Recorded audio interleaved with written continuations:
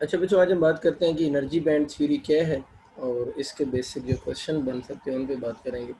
First of all हम बात करते हैं कि इस एनर्जी बैंड थ्योरी का जो प्रिंसिपल है ना वो कौन सा, ठीक है।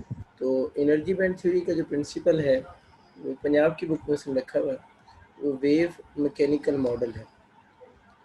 इसका जो प्रिंसिपल है वो वेव मैकेनिकल मॉडल की बेस पे ये थ्योरी है, इसका प्रिंसिपल याद रखें। अब इस थ्योरी में ज़ाहिर है नाम से ज़ाहिर है कि एनर्जी बैंड्स की बेस पे बन रही होगी। तो फर्स्ट ऑफ ऑल हम बात करते हैं कि एनर्जी बैंड्स होते कितने टाइप्स के हैं। Types of energy bands, types of energy bands. Energy bands की हमारी बुक में उसने वैसे 2 टाइप्स लिखी हुई हैं, आप चाहें तो उसकी 3 टाइप्स भी बना सकते हैं।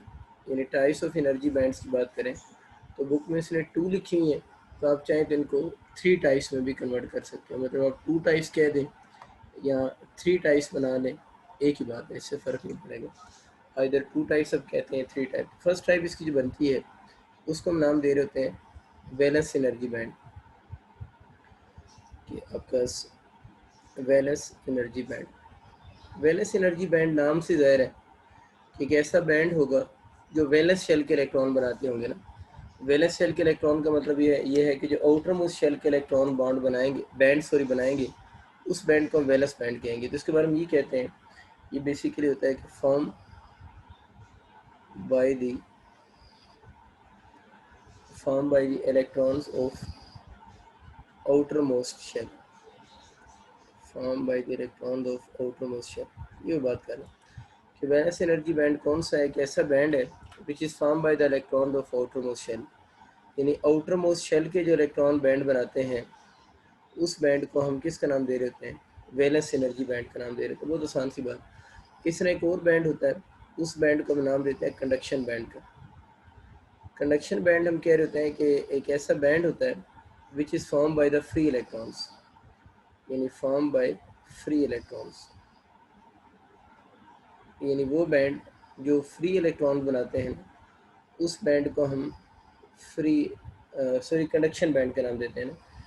तो ये जो फ्री इलेक्ट्रॉन्स होते हैं, फ्री इलेक्ट्रॉन्स के लिए एक और वर्ड भी यूज़ करते हैं, free electrons are also called conduction electrons. तो इनके बारे में ये भी कहते हैं कि वो बैंड जो कंडक्शन इलेक्ट्रॉन्स बनाते हैं उस बैंड को हम कंडक्शन एनर्जी बैंड कहते हैं। तो एकदम ये कह सकते हैं band form by the free electrons वो कंडक्शन बैंड होगा, या कंडक्शन इलेक्ट्रॉन जो बैंड बनाएंगे वो कंडक्शन बैंड होगा, और जो आउटर मोस्ट शेल या वैलेंस शेल के इलेक्ट्रॉन बैंड बनाएंगे वो वैलेंस एनर्जी बैंड होगा। अच्छा, इसके बाद अगर हम एक और बात करते हैं, एक और बैंड होता है उसमें बोलते हैं, इसकी जिक्र बहुत कम आता है, फॉरबिडन एनर्जी बैंड का नाम, फॉरबिडन एनर्जी बैंड। ये बेसिकली बैंड कह रहे थे, देखिए आउटर मोस्ट शेल के इलेक्ट्रॉन, आउटर मोस्ट शेल जो वैलेंस शेल होगा उससे नीचे भी शेल होंगे ना, वो जो बैंड बनाएंगे उस बैंड को हम नाम देंगे फॉरबिडन एनर्जी बैंड का नाम। तो हम ये कह रहे हैं कि band form by the electron of inner shells, band form by the electron of inner shells. यानी इनर शेल्स के इलेक्ट्रॉन जो बैंड बनाते हैं उस बैंड को हम किसका नाम देते हैं, फॉरबिडन एनर्जी बैंड का नाम देते हैं। इसका आप लोगों ने याद रखना है, इस बैंड का नो रोल इन कंडक्शन, इसका कंडक्शन में कोई रोल नहीं होता, यानी नो रोल इन कंडक्शन। इस बैंड का कंडक्शन में कोई रोल नहीं है, मतलब इसको तो हम डिस्कस ही नहीं करेंगे। कंडक्शन के साथ जो लिंक है वो बेसिकली जो है वो वैलेंस बैंड और किस बैंड का है, कंडक्शन बैंड का है। एक तो ये चीज़ याद रखनी है आप लोगों ने। अब आप लोगों ने याद रखना है जो करंट फ्लो करता है ना, करंट फ्लो को हम कंडक्शन भी कह सकते हैं। तो करंट फ्लो या कंडक्शन का डायरेक्ट रिलेशन होता है number of electrons in conduction band, C B mean conduction band. तो सी बी जहाँ पर भी मैं लिखूँगा ऑनवर्ड कंडक्शन बैंड होगा, और वी बी जहाँ पर मैं लिखूँगा वो वैलेंस बैंड होगा। तो ये बात आप लोगों ने अपने पास नोट कर लेनी है कि जो कंडक्शन होगी, कंडक्शन का डायरेक्ट रिलेशन होगा number of electrons in conduction band. इसका मतलब ये हुआ जो करंट फ्लो करता है वो किसकी वजह से फ्लो करता है या किस बैंड में फ्लो करता है। अगर आप ध्यान से आ जाता है ना कि करंट का फ्लो या कंडक्शन किस बैंड की वजह से है, तो कंडक्शन मेनली किस बैंड की वजह से है, कंडक्शन बैंड की वजह से है, तभी इसका नाम रखा। अगर कंडक्शन का डायरेक्ट रिलेशन होगा, कंडक्शन की जगह पर आप करंट फ्लो भी लिख लेना, मीनिंग तो एक ही होते हैं, कंडक्शन कह लें करंट का फ्लो कह लेना। तो करंट के फ्लो का डायरेक्ट रिलेशन होगा number of electron in conduction band. मतलब कंडक्शन बैंड में जितने ज़्यादा इलेक्ट्रॉन्स होंगे उतना ज़्यादा करंट क्या करेगा, फ्लो करेगा। एक तो ये छोटी छोटी बातें याद रखनी है। अब अगर हम इन बैंड्स की प्रॉपर्टीज़ की बात करें ना, प्रॉपर्टीज़ आप याद ही करेंगे फिर आगे चल के आपको आइडिया हो जाएगी। तो मैं लिख रहा हूँ वैलेंस एनर्जी बैंड की प्रॉपर्टीज़। तो वैलेंस एनर्जी बैंड जो होता है, इसकी अगर हम प्रॉपर्टीज़ की बात करें तो ये वाला बैंड के बारे में उसने बुक में लिखा हुआ है। ये वाला बैंड या तो बच्चों पार्शली फिल्ड होगा, यानी ये वाला बैंड या पार्शली फिल्ड होगा, या आर कर कब लिख सकते हैं, आर कम्प्लीटली फिल्ड होगा। यानी दोनों पॉसिबिलिटीज हैं इसमें, या तो पार्शली फिल्ड होगा या ये कम्प्लीटली फिल्ड बैंड होगा। तो पहली बात मैंने ये लिखी कि जो conduction energy valence energy band है उसकी बात हो रही है, ये पार्शली फिल्ड होगा या कम्प्लीटली फिल्ड होगा। और नेक्स्ट बात आप लोगों ने याद ही रखनी है कि can never be empty, can never be empty. ये इसके एमसीक्यू भी हैं, असल में थ्योरेटिकल टॉपिक है ना। इसके एमसीक्यू ये आएंगे कि which of the following is correct for valence energy band. तब चूज़ करेंगे पार्शियल फिल्ड होगा या ये कम्प्लीटली फिल्ड होगा, और ये वाला बैंड कभी भी एम्प्टी नहीं हो सकता, ठीक है। अगर हम कंडक्शन एनर्जी बैंड की प्रॉपर्टीज़ की बात लिखें तो कंडक्शन एनर्जी बैंड या तो पार्शियली फिल्ड होगा, यानी कंडक्शन एनर्जी बैंड की अगर हम प्रॉपर्टीज़ की बात करें तो ये पार्शियल फिल्ड होता है, या ये वाला बैंड जो होता है एम्प्टी होता है, यानी या तो पार्शियल फिल्ड होगा या एम्प्टी होगा। And can never be completely field, can never be completely field, कि ये वाला जो बैंड होता है वो कम्प्लीटली फिल्ड नहीं हो सकता, ठीक है। पार्शियल फिल्ड होगा या एम्प्टी होगा, and can never be completely field, ठीक है। तो इसका तो रोल होते नहीं कंडक्शन में, इसलिए इसको हमें डिस्कस करने की ज़रूरत ही नहीं है। और फर्दर इन दोनों में भी आपको समझ आ गया कंडक्शन में मेन रोल किसका है, कंडक्शन बैंड क्या है, क्योंकि जो करंट फ्लो करेगा वो डिपेंड करेगा नंबर ऑफ़ इलेक्ट्रॉन्स इन किस बैंड में, कंडक्शन बैंड में जितने इलेक्ट्रॉन्स होंगे उस पर करंट का फ्लो डिपेंड करेगा।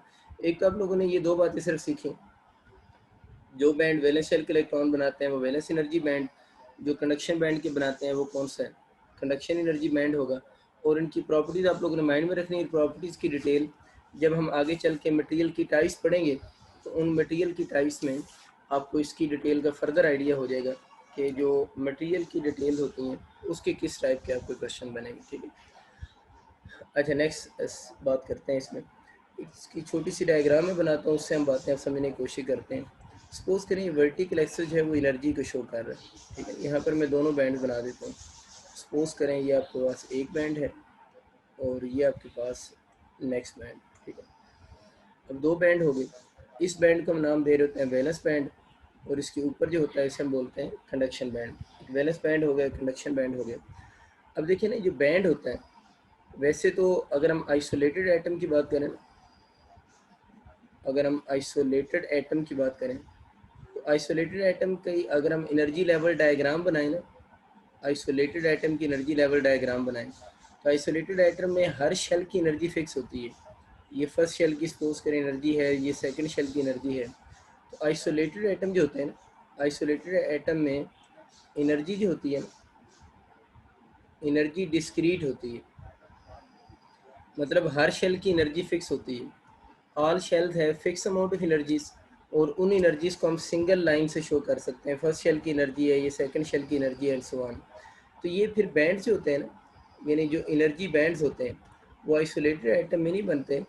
एनर्जी जो बैंड्स होते हैं वो form in crystals, form in crystals. Crystals के अंदर ये होता है कि एक एटम तो नहीं होता ना, एक ही वक्त में बहुत सारे एटम एक दूसरे के करीब आए हुए होते हैं।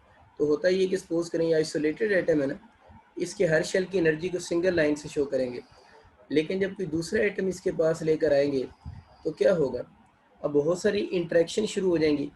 ये इलेक्ट्रॉन इस इलेक्ट्रॉन को रिपेल करना शुरू हो जाएगा, इस इलेक्ट्रॉन को इसका न्यूक्लियस अट्रैक्ट करेगा, ऐसे ही अट्रैक्ट करेगा, इसके इलेक्ट्रॉन को ये वाला न्यूक्लियस अट्रैक्ट करेगा।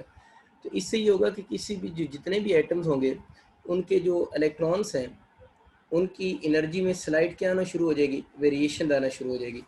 उसी स्लाइड वेरिएशन को हम किसका नाम देते हैं, एनर्जी बैंड का नाम देते हैं। तो एनर्जी बैंड्स कब बनते हैं, जब एनर्जी बैंड पहली तो बात है क्रिस्टल्स में बनते हैं। क्रिस्टल्स अगर लफ्ज़ समझ नहीं आ रहा तो अब यूँ याद रखें, सॉलिड्स में बनते हैं ना। सॉलिड्स का मतलब होता है जब नंबर ऑफ एटम्स एक दूसरे के साथ इकट्ठे हो रहे हैं ना।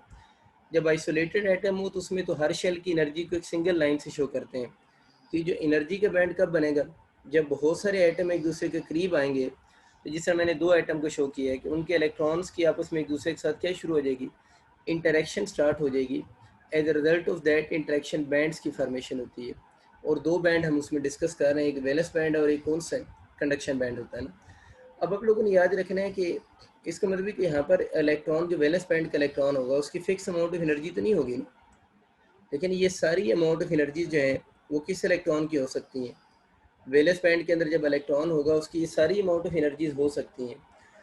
अगर ये जो सारी इसकी अमाउंट ऑफ एनर्जीज हो सकती हैं तो इन स्टेट्स को हम बोलते हैं, ये एनर्जी की स्टेट्स है ना, एक शेल के अंदर ये जो एनर्जी की स्टेट्स होती हैं इन स्टेट्स को हम बोलते हैं अलाउड एनर्जी स्टेट्स। यानी ये जो एनर्जी की स्टेट्स हैं इन स्टेट्स को बच्चे हम नाम दे देते हैं allowed energy states. These energy states are named as कौन सी, अलाउड एनर्जी स्टेट्स का नाम देंगे। इन अलाउड एनर्जी स्टेट्स इनको इसलिए कहते हैं ना कि इनके अंदर इलेक्ट्रॉन स्टे कर सकता है। इन स्टेट्स के अंदर इलेक्ट्रॉन कैन स्टे। इसका मतलब ये हुआ कि एक जो बैंड होता है, एक बैंड के अंदर number of allowed energy states होती हैं। अलाउड एनर्जी स्टेट्स का मतलब है जहाँ पर इलेक्ट्रॉन क्या कर सकता है, स्टे कर सकता है। दूसरी बात अब ये देखें कि आपके पास इस वैलेंस बैंड और कंडक्शन बैंड में, अब कंडक्शन बैंड में भी ये बहुत सारी कौन सी हैं, अलाउड एनर्जी स्टेट्स हैं। तो किसी भी बैंड के अंदर नंबर ऑफ एनर्जी स्टेट्स होती हैं, उनको अलाउड एनर्जी स्टेट्स इसलिए कहते हैं, वहाँ पर इलेक्ट्रॉन कैन स्टे। लेकिन वैलेंस बैंड और कंडक्शन बैंड के दरमियान में ये भी तो एनर्जी की स्टेट्स है ना, इसके ऊपर मैं स्टार बना देता हूँ। तो वैलेंस बैंड और कंडक्शन बैंड के दरमियान में ये जो आपको एनर्जी की स्टेट्स ना आ रही है नज़र, जहाँ पर मैं स्टार बना रहा हूँ, इन स्टेट्स को बोलते हैं फॉरबिडन एनर्जी स्टेट्स। यानी ये जो स्टेट्स हैं इन स्टेट्स का हम नाम देते हैं फॉरबिडन एनर्जी स्टेट्स। फॉरबिडन नाम से ज़ाहिर है कि ऐसी स्टेट्स होंगी जहाँ पर इलेक्ट्रॉन कैन नॉट स्टे, जहाँ पर इलेक्ट्रॉन स्टे नहीं कर सकता। ये वही कंसेप्ट है, हम कहते हैं ना दो शेल्स के दरमियान में इलेक्ट्रॉन स्टे नहीं कर सकता अकॉर्डिंग टू बोर। ये वही बात हो रही है ना कि ये इसी तरह वैलेंस बैंड में इलेक्ट्रॉन की नंबर ऑफ एनर्जीज होती हैं, कंडक्शन बैंड में भी इलेक्ट्रॉन की नंबर ऑफ एनर्जीज होती हैं। और समझ आ गया बैंड बनते कब हैं, बैंड क्रिस्टल्स कह लें या सॉलिड में बनते हैं, एक बात। और दूसरी बात ये हुई कि एक बैंड के अंदर number of allowed energy states होती हैं, मतलब एक बैंड के अंदर इलेक्ट्रॉन की फिक्स अमाउंट ऑफ एनर्जी नहीं होती, बल्कि इलेक्ट्रॉन की एनर्जी के अंदर स्लाइड क्या आ सकती है, वेरिएशन आ सकती है। तो इसको हम बोल रहे होते हैं अलाउड एनर्जी स्टेट्स का हम इसको नाम दे रहे थे। मैं थोड़ा सा आपको एक और आइडिया देता हूँ। सपोज करें आप सिलिकॉन की बात करें, सिलिकॉन का एटॉमिक नंबर 14 है। अगर इसमें इलेक्ट्रॉनिक कन्फिग्रेशन लिखो तो 1s2 2s2 और इसके बाद 2p क्या हो जाएगा, 6 हो जाएगा। कितना हो जाएगा, 3s2 कितने हो गए 12, और कितना हो जाएगा 3p2 हो जाएगा। ये इसकी इलेक्ट्रॉनिक कन्फिग्रेशन बनती है। इसका मतलब ये हो कि इसका जो थर्ड शेल है वो इसका आउटर मोस्ट शेल है। यानी इसके ये वाले जो शेल है, ये जो बैंड बनाएंगे वो तो कौन सा होगा, इनका तो नो रोल इन कंडक्शन है, नो रोल इन कंडक्शन। इनका तो कंडक्शन में रोल है ही कोई नहीं, क्योंकि ये तो इनर एनर्जी बैंड्स होते हैं। इसका जो वैलेंस शेल है उसमें कितने, वैलेंस शेल कौन सा, थर्ड शेल है ना। तो अगर मैं इसकी डायग्राम बनाऊँ ना तो इसमें कुछ यूँ डायग्राम बनेगी, ज़रा ध्यान से देखिएगा। अगर एनर्जी लेवल डायग्राम बनाऊँ तो यूँ समझ लें कि ये एनर्जी किसकी है, 1s की है, और ये वाली एनर्जी किसकी है, 2s और 2p को चलो मैं सिंगल लाइन से शो कर देता हूँ, ठीक है, सिंगल लाइन समझ लें। ये आपके पास थर्ड शेल हो जाएगा, या आप इसको यूँ लिख लें, इसको फर्स्ट शेल लिख लें, इसको सेकंड शेल लिख लें, और ये आपका थर्ड शेल है। अब थर्ड शेल के अंदर इसकी दो है ना सब शेल है, एक एस है और एक कौन सा पी है। तो ये जो हम कहते हैं ना एनर्जी बैंड्स बनेगा, तो असल में जब नंबर ऑफ एटम एक दूसरे के साथ इकट्ठे होंगे किसी भी क्रिस्टल के अंदर, तो ये जो थर्ड शेल होगा ना यूँ स्प्लिट होना शुरू हो जाएगा। यानी थर्ड शेल जो होगा वो स्प्लिट होना शुरू हो जाएगा। और उसके स्प्लिट होने का मतलब क्या है कि अब इस क्रिस्टल के अंदर जो थर्ड शेल के इलेक्ट्रॉन्स होंगे, उन थर्ड शेल के इलेक्ट्रॉन की एनर्जी फिक्स नहीं रहेगी, क्योंकि उसका outer most shell third shell बनता है। तो उनकी एनर्जी जो है वो स्प्लिट होना शुरू हो जाएगी। एनर्जी सेपरेट होने का मतलब ये है, जिसकी मैंने डायग्राम बनाई है वो ज़रा समझिएगा। असल में यहाँ पर यूँ इस जगह पर बैंड बन रहा है, ये आपके पास थर्ड शेल के इलेक्ट्रॉन बैंड बना रहे हैं। अब इसमें होता ये है ना कि ये सपोज करें उस शेल की एनर्जी ये थी, यानी शेल की एनर्जी की लाइन ये थी, लेकिन ये शेल सेपरेट हो गया, और ये सेपरेट हुआ है तो हम बोल रहे हैं क्या बन गया, एनर्जी बैंड बन गया। यानी जब शेल सेपरेट होता है तो एनर्जी बैंड बन जाता है। बात ये समझने वाली है।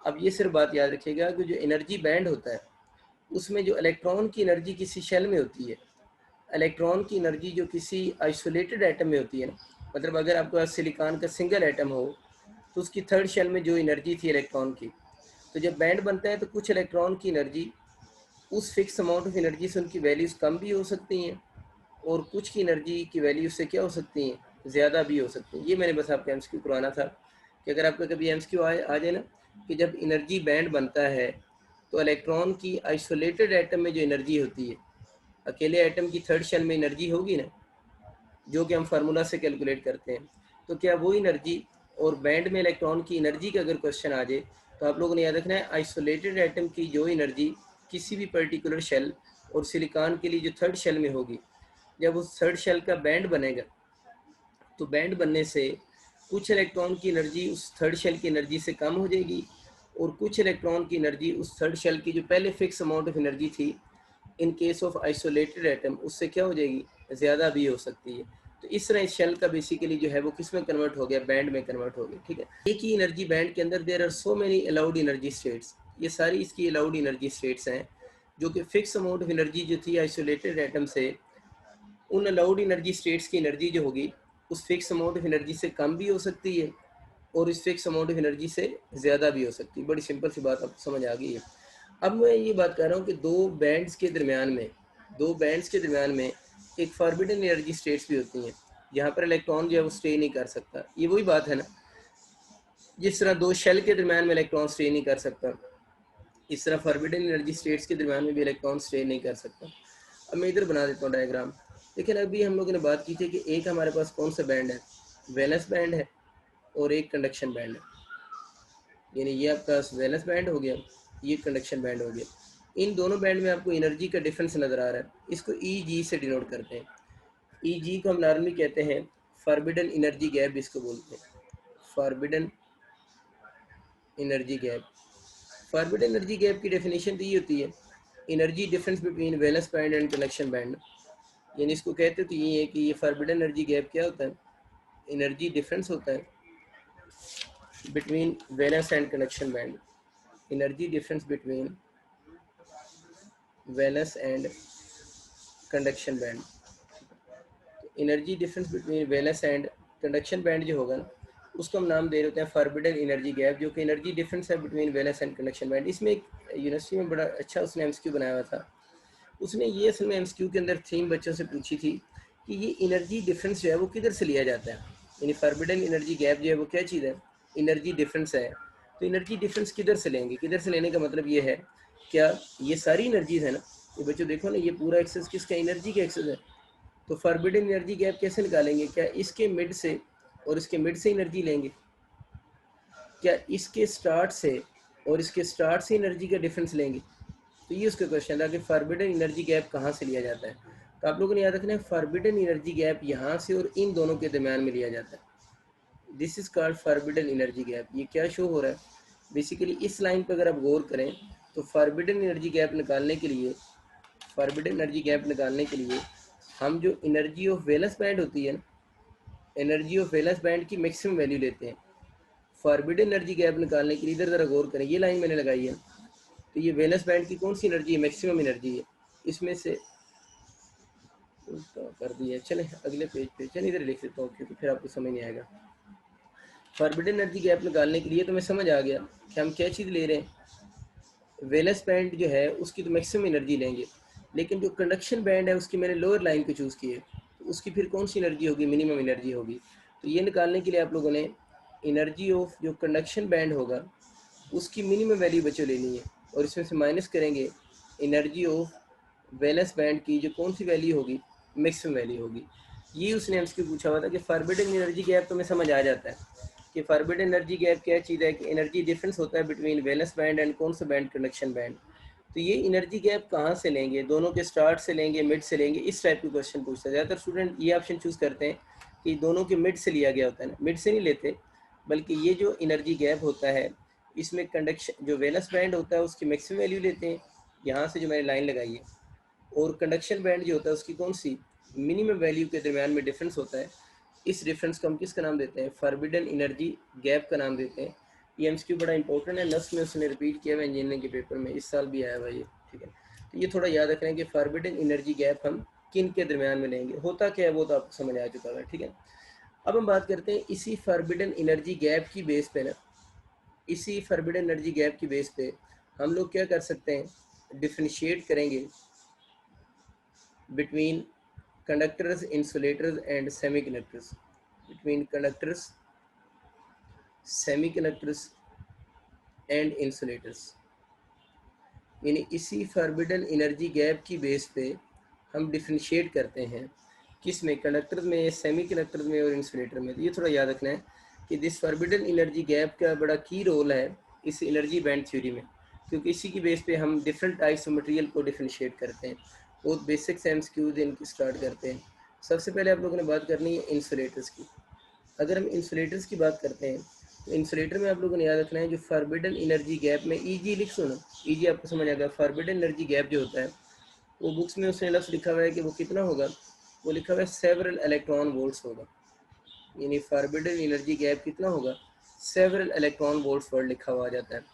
अगर कभी सेवरल इलेक्ट्रॉन वोल्ट की जगह ये वाली थीम लिखी हुई आ जाए तो आप लोगों ने चूज़ करना है फॉरबिडन एनर्जी गैप या सेवरल इलेक्ट्रॉन वोल्ट्स का मतलब ये होगा कि ग्रेटर देन 3 इलेक्ट्रॉन वोल्ट होगा।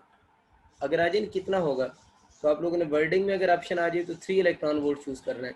अगर इस फॉर्म में लिखा हुआ आ जाए 2, 3, 4 की फॉर्म में लिखा हुआ आ जाए तो अगर वो मटेरियल्स या यूँ कह रहे हैं इंसुलेटर जो होते हैं उनमें फॉरबिडन एनर्जी गैप बुक में लफ्ज़ लिखा हुआ है सेवरल इलेक्ट्रॉन वोल्ट, एक तो ये एमसीक्यू हो गया क्योंकि बुक की लाइन है। अब ज़्यादातर एमसीक्यू को इस फॉर्म में दे रहा होता है greater than 2 electron volt, greater than 1 electron volt. तो ग्रेटर देन 3 इलेक्ट्रॉन वोल्ट होगा तो उनका हम क्या बोलेंगे, इंसुलेटर का नाम देंगे। अब इंसुलेटर में ये होता है कि देखिए ना, जो कंडक्शन बैंड होता है ना उसमें इलेक्ट्रॉन कहाँ से जाने होते हैं, वैलेंस बैंड से जाने होते हैं। तो इसमें मसला ये बनता है कि ये सपोज कर लें इनका वैलेंस बैंड है और ये इनका कंडक्शन बैंड है और इनके दरम्यान में फॉरबिडन एनर्जी गैप काफ़ी ज़्यादा है। इतना ज़्यादा एनर्जी गैप है कि वैलेंस बैंड का कोई भी इलेक्ट्रॉन जो है वो कंडक्शन बैंड में नहीं जा सकता। तो वैलेंस से ही इलेक्ट्रॉन ने किस में जाना होता है, कंडक्शन में जाना होता है। तो इस फॉरबिडन एनर्जी गैप बहुत ज़्यादा होने की वजह से इनके वैलेंस बैंड से कोई इलेक्ट्रॉन नहीं निकलता, जितने हैं उतने ही रहते हैं। तो हम बोलते हैं वी मीन वैलेंस बैंड इनका कम्प्लीटली फिल्ड होता है। तो आप लोगों ने याद रखना है कि जो इंसुलेटर्स होते हैं उनमें forbidden energy gap several electron volts का ऑर्डर का होता है, नंबर में ये चूज़ करेंगे। वो एनर्जी गैप इतना ज़्यादा होता है कि वैलेंस बैंड का कोई भी इलेक्ट्रॉन, मैंने क्रॉस लगाया, कंडक्शन बैंड में नहीं जा सकता, जिसकी वजह से वैलेंस बैंड कम्प्लीटली फिल्ड रहता है। और जब वैलेंस बैंड से कोई इलेक्ट्रॉन कंडक्शन बैंड में नहीं गया तो हम ये कह सकते हैं ना, उस केस में इसका जो कंडक्शन बैंड होगा उसको फिर एम्प्टी होना चाहिए। इसका कंडक्शन बैंड आपके पास एम्प्टी होगा। और मैंने आपको थोड़ी देर पहले क्या बताया था कि करंट का डायरेक्ट रिलेशन होता है number of electrons in conduction band. अभी हमारी थोड़ी देर पहले बात हुई थी ना, number of electrons in conduction band, यानी करंट के फ्लो का या कंडक्शन का डायरेक्ट रिलेशन होगा number of electron in conduction band. तो चक्कर ये है कि इस केस में कंडक्शन बैंड तो कौन सा आ रहा है, एम्प्टी आ रहा है, तो there is zero electron in conduction band. तो इस इन मटेरियल में यही वजह है कि करंट वगैरह भी फ्लो नहीं करता। तो ये हम लोगों ने बातें की सारी एनर्जी बैंड थ्योरी की बेस पे इंसुलेटर में करंट क्यों नहीं फ्लो करता। 3-4 सीधे सीधे एमसीक्यू हैं, बाकी बातें तो वही हैं। ये वाली बात आप करी थोड़ी सी नहीं थी, ठीक है। अगर डायग्राम बनी हुई आ जाए तो आप लोग काफ़ी बड़ा गैप को चूज़ करेंगे अगर सारी डायग्राम बनी हुई आ जाए। अब बच्चों बात करते हैं कंडक्टर्स की क्या स्टोरी है। कंडक्टर्स के अंदर अगर हम बात करें तो कंडक्टर में हो ये रहा होता है कि इनका जो ये एनर्जी का एक्सेस हो गया, सपोज कर लेते हैं ये एक बैंड है और ये आप लोगों के पास इनका अदर बैंड है। ये दो आपके पास डिफरेंट बैंड हो गए। इनमें से इस बैंड को हम वैलेंस बैंड का नाम देते हैं, ऊपर वाला बैंड कंडक्शन बैंड। आपको नज़र आ रहा है कि दोनों बैंड आपस में ओवरलैप कर रहे हैं। तो कंडक्टर ऐसे मटेरियल होते हैं जिनमें valence band and conduction band जो होंगे overlap with each other, overlap with each other, ठीक है। ये जो दोनों बैंड्स होते हैं ये एक दूसरे के साथ ओवरलैप करते हैं, यानी कंडक्टर में valence band and conduction band overlap with each other, दोनों बैंड एक दूसरे के साथ ओवरलैप करेंगे। जब ओवरलैप कर रहे हैं तो इन मटेरियल में फॉरबिडन एनर्जी गैप जो होगा वो तो अप्रोक्सीमेट इक्वल टू ज़ीरो होगा। तो वैलेंस बैंड के इलेक्ट्रॉन का जब दिल चाहेगा कंडक्शन बैंड में चले जाएंगे और कंडक्शन से वापस किस में, वैलेंस में भी वो आ सकते हैं। तो इनका forbidden energy gap approximate zero होगा, जिसकी वजह से इनके बोथ, दोनों जो बैंड है, both valence band and conduction band are partially filled, ठीक है ना। इन दोनों के कंडक्शन बैंड और वैलेंस बैंड आर क्या होंगे, पार्शियली फिल्ड होंगे। जब इन दोनों की कंडक्शन बैंड और वैलेंस बैंड आपस में पार्शियली फिल्ड हो जाएंगे तो जिसकी वजह से इन मटेरियल्स में आपका करंट फ्लो कर रहा होगा। तो ये बस चीज़ आप लोगों ने याद रखनी है कि ये जो मटेरियल हैं जिनकी अभी हम बात कर रहे हैं, इन मटेरियल्स में करंट इसलिए फ्लो कर रहा होता है कि इनके जो दोनों बैंड्स हैं, कंडक्शन बैंड और वैलेंस बैंड जो होंगे वो आपस में पार्शियली फिल्ड होते हैं, जिसकी वजह से इनके अंदर प्लेंटी ऑफ इलेक्ट्रॉन अवेलेबल होती है। उस नंबर ऑफ़ इलेक्ट्रॉन अवेलेबल होने की वजह से हम ये कह सकते हैं कि जिन मटेरियल की अभी हम बात कर रहे हैं, इन मटेरियल में बहुत ईजिली करंट फ्लो करेगा। तो ये मेजर डिफरेंसेस हैं जो आप लोगों ने याद रखने हैं कि इनमें आपके पास मेजर डिफरेंस क्या बनेगा, किस में नंबर ऑफ़ इलेक्ट्रॉन्स होंगे और किस में नंबर ऑफ़ इलेक्ट्रॉन कम हो रहे होंगे। ठीक है, एक और चीज़ की बात करते हैं, फिर इन तीनों को मैं कंपेयर भी कर देता हूँ। अच्छा, नेक्स्ट पॉइंट जो आप लोगों ने याद रखना है वो है, हम सेमी कंडक्टर्स की बात करते हैं कि जो सेमी कंडक्टर्स होंगे। सेमी कंडक्टर्स के बारे में आप लोगों ने बात ये याद रखनी है कि जो सेमी कंडक्टर मटेरियल होते हैं इनमें जो फॉरबिडन एनर्जी गैप होता है ना, वो बहुत कम होता है। और हमारी बुक्स में उसने लिखा हुआ है कि of the order of 1 electron volt होगा, ये भी लफ्ज़ लिखा हुआ है। और एक जगह लफ्ज़ लिखा हुआ है नैरो एनर्जी गैप होगा, डायग्राम में बुक में नैरो एनर्जी गैप भी लफ्ज़ लिखा हुआ है और कुछ जगहों पर उसने 1 इलेक्ट्रॉन वोल्ट लिखा हुआ है। तो ये बस आप लोगों ने बात याद रखनी है कि जो फॉरबिडन एनर्जी गैप होगा, आप narrow energy gap word choose कर लें या of the order of 1 electron volt choose कर सकते हैं, ये इनमें एनर्जी गैप होगा। अब सेमीकंडक्टर के बारे में एक तो आप लोग of the order of 1 electron volt याद रखेंगे, लेकिन इन जनरल पूछे किससे कम होगा या ज़्यादा होगा, तो आप लोगों ने याद रखना है इनका forbidden energy gap 3 electron volt से कम होता है। जो आपके पास इंसुलेटर थे उनका 3 इलेक्ट्रॉन वोल्ट से ज़्यादा था ना, और जो कंडक्टर सेमी कंडक्टर है उनका पूछेगा तो 3 इलेक्ट्रॉन वोल्ट से कम होगा। अगर इस फॉर्म के क्वेश्चन आ जाए तो आप इस तरह चूज़ कर सकते हैं। ऑफ द ऑर्डर ऑफ पूछे तो आप क्या चूज़ कर लेंगे, जनरली पूछे कि सेमी कंडक्टर में फॉरबिडन एनर्जी गैप कितना होगा, तो आप अगर ये वाली सिंबल लिखी तो 1 इलेक्ट्रॉन वोल्ट चूज़ कर लेंगे। अगर ये वाला चूज़ किया करेंगे तो less than 3 electron volt option होगा। ठीक है, मैं इसलिए में लेस दैन 3 इलेक्ट्रॉन वोल्ट लिखना, ये तो जनरल सेमी कंडक्टर के लिए बात थी। अब अगर आपसे पूछ लेते हैं, सपोज करें फॉर सिलिकॉन बताएं, सिलिकॉन भी तो सेमी कंडक्टर है, इसमें कितना होगा, तो सिलिकॉन में फॉरबिडन एनर्जी गैप जो होता है ना वो 1.1 इलेक्ट्रॉन वोल्ट के ऑर्डर का होता है। फिर आप एग्जैक्ट लिखेंगे सिलिकॉन के लिए। इस तरह अगर वो आप लोगों से पूछ लेते हैं फॉर जर्मीनियम बताएं, तो जर्मीनियम के लिए ये जो गैप होगा, फॉरबिडन एनर्जी गैप जो होगा वो उससे भी कम होगा, वो 0.74 इलेक्ट्रॉन वोल्ट होता है। ठीक है, तो कुछ लोग समझते हैं शायद इसमें 1 इलेक्ट्रॉन वोल्ट से लेस अगर होगा तो वो कंडक्टर बन जाएंगे, ऐसा नहीं है। देखिए जर्मीनियम में, ये जर्मीनियम की सिंबल है जी ना, जर्मीनियम में 0.74 इलेक्ट्रॉन वोल्ट के ऑर्डर का भी होता है, तो उस 1 से कम है लेकिन फिर भी ये सेमी कंडक्टर की तरह बिहेव कर रहा है। ये तो फॉरबिडन एनर्जी गैप, जनरली ये वर्ड चूज़ करेंगे। अगर ग्रेटर देन लेस देन का सिंबल आ जाएगा तो ये चूज़ करेंगे, सिलिकॉन और जर्मीनियम के वर्ड यूज़ करेंगे, तो उनकी अपनी वैल्यूज़ आप लोगों ने याद रखनी है। अब सेमी कंडक्टर का बिहेवियर जो है ना, उसको 2 डिफरेंट टेम्परेचर पर स्टडी किया जाता है। एक स्टडी किया जाता है एट 0 केल्विन।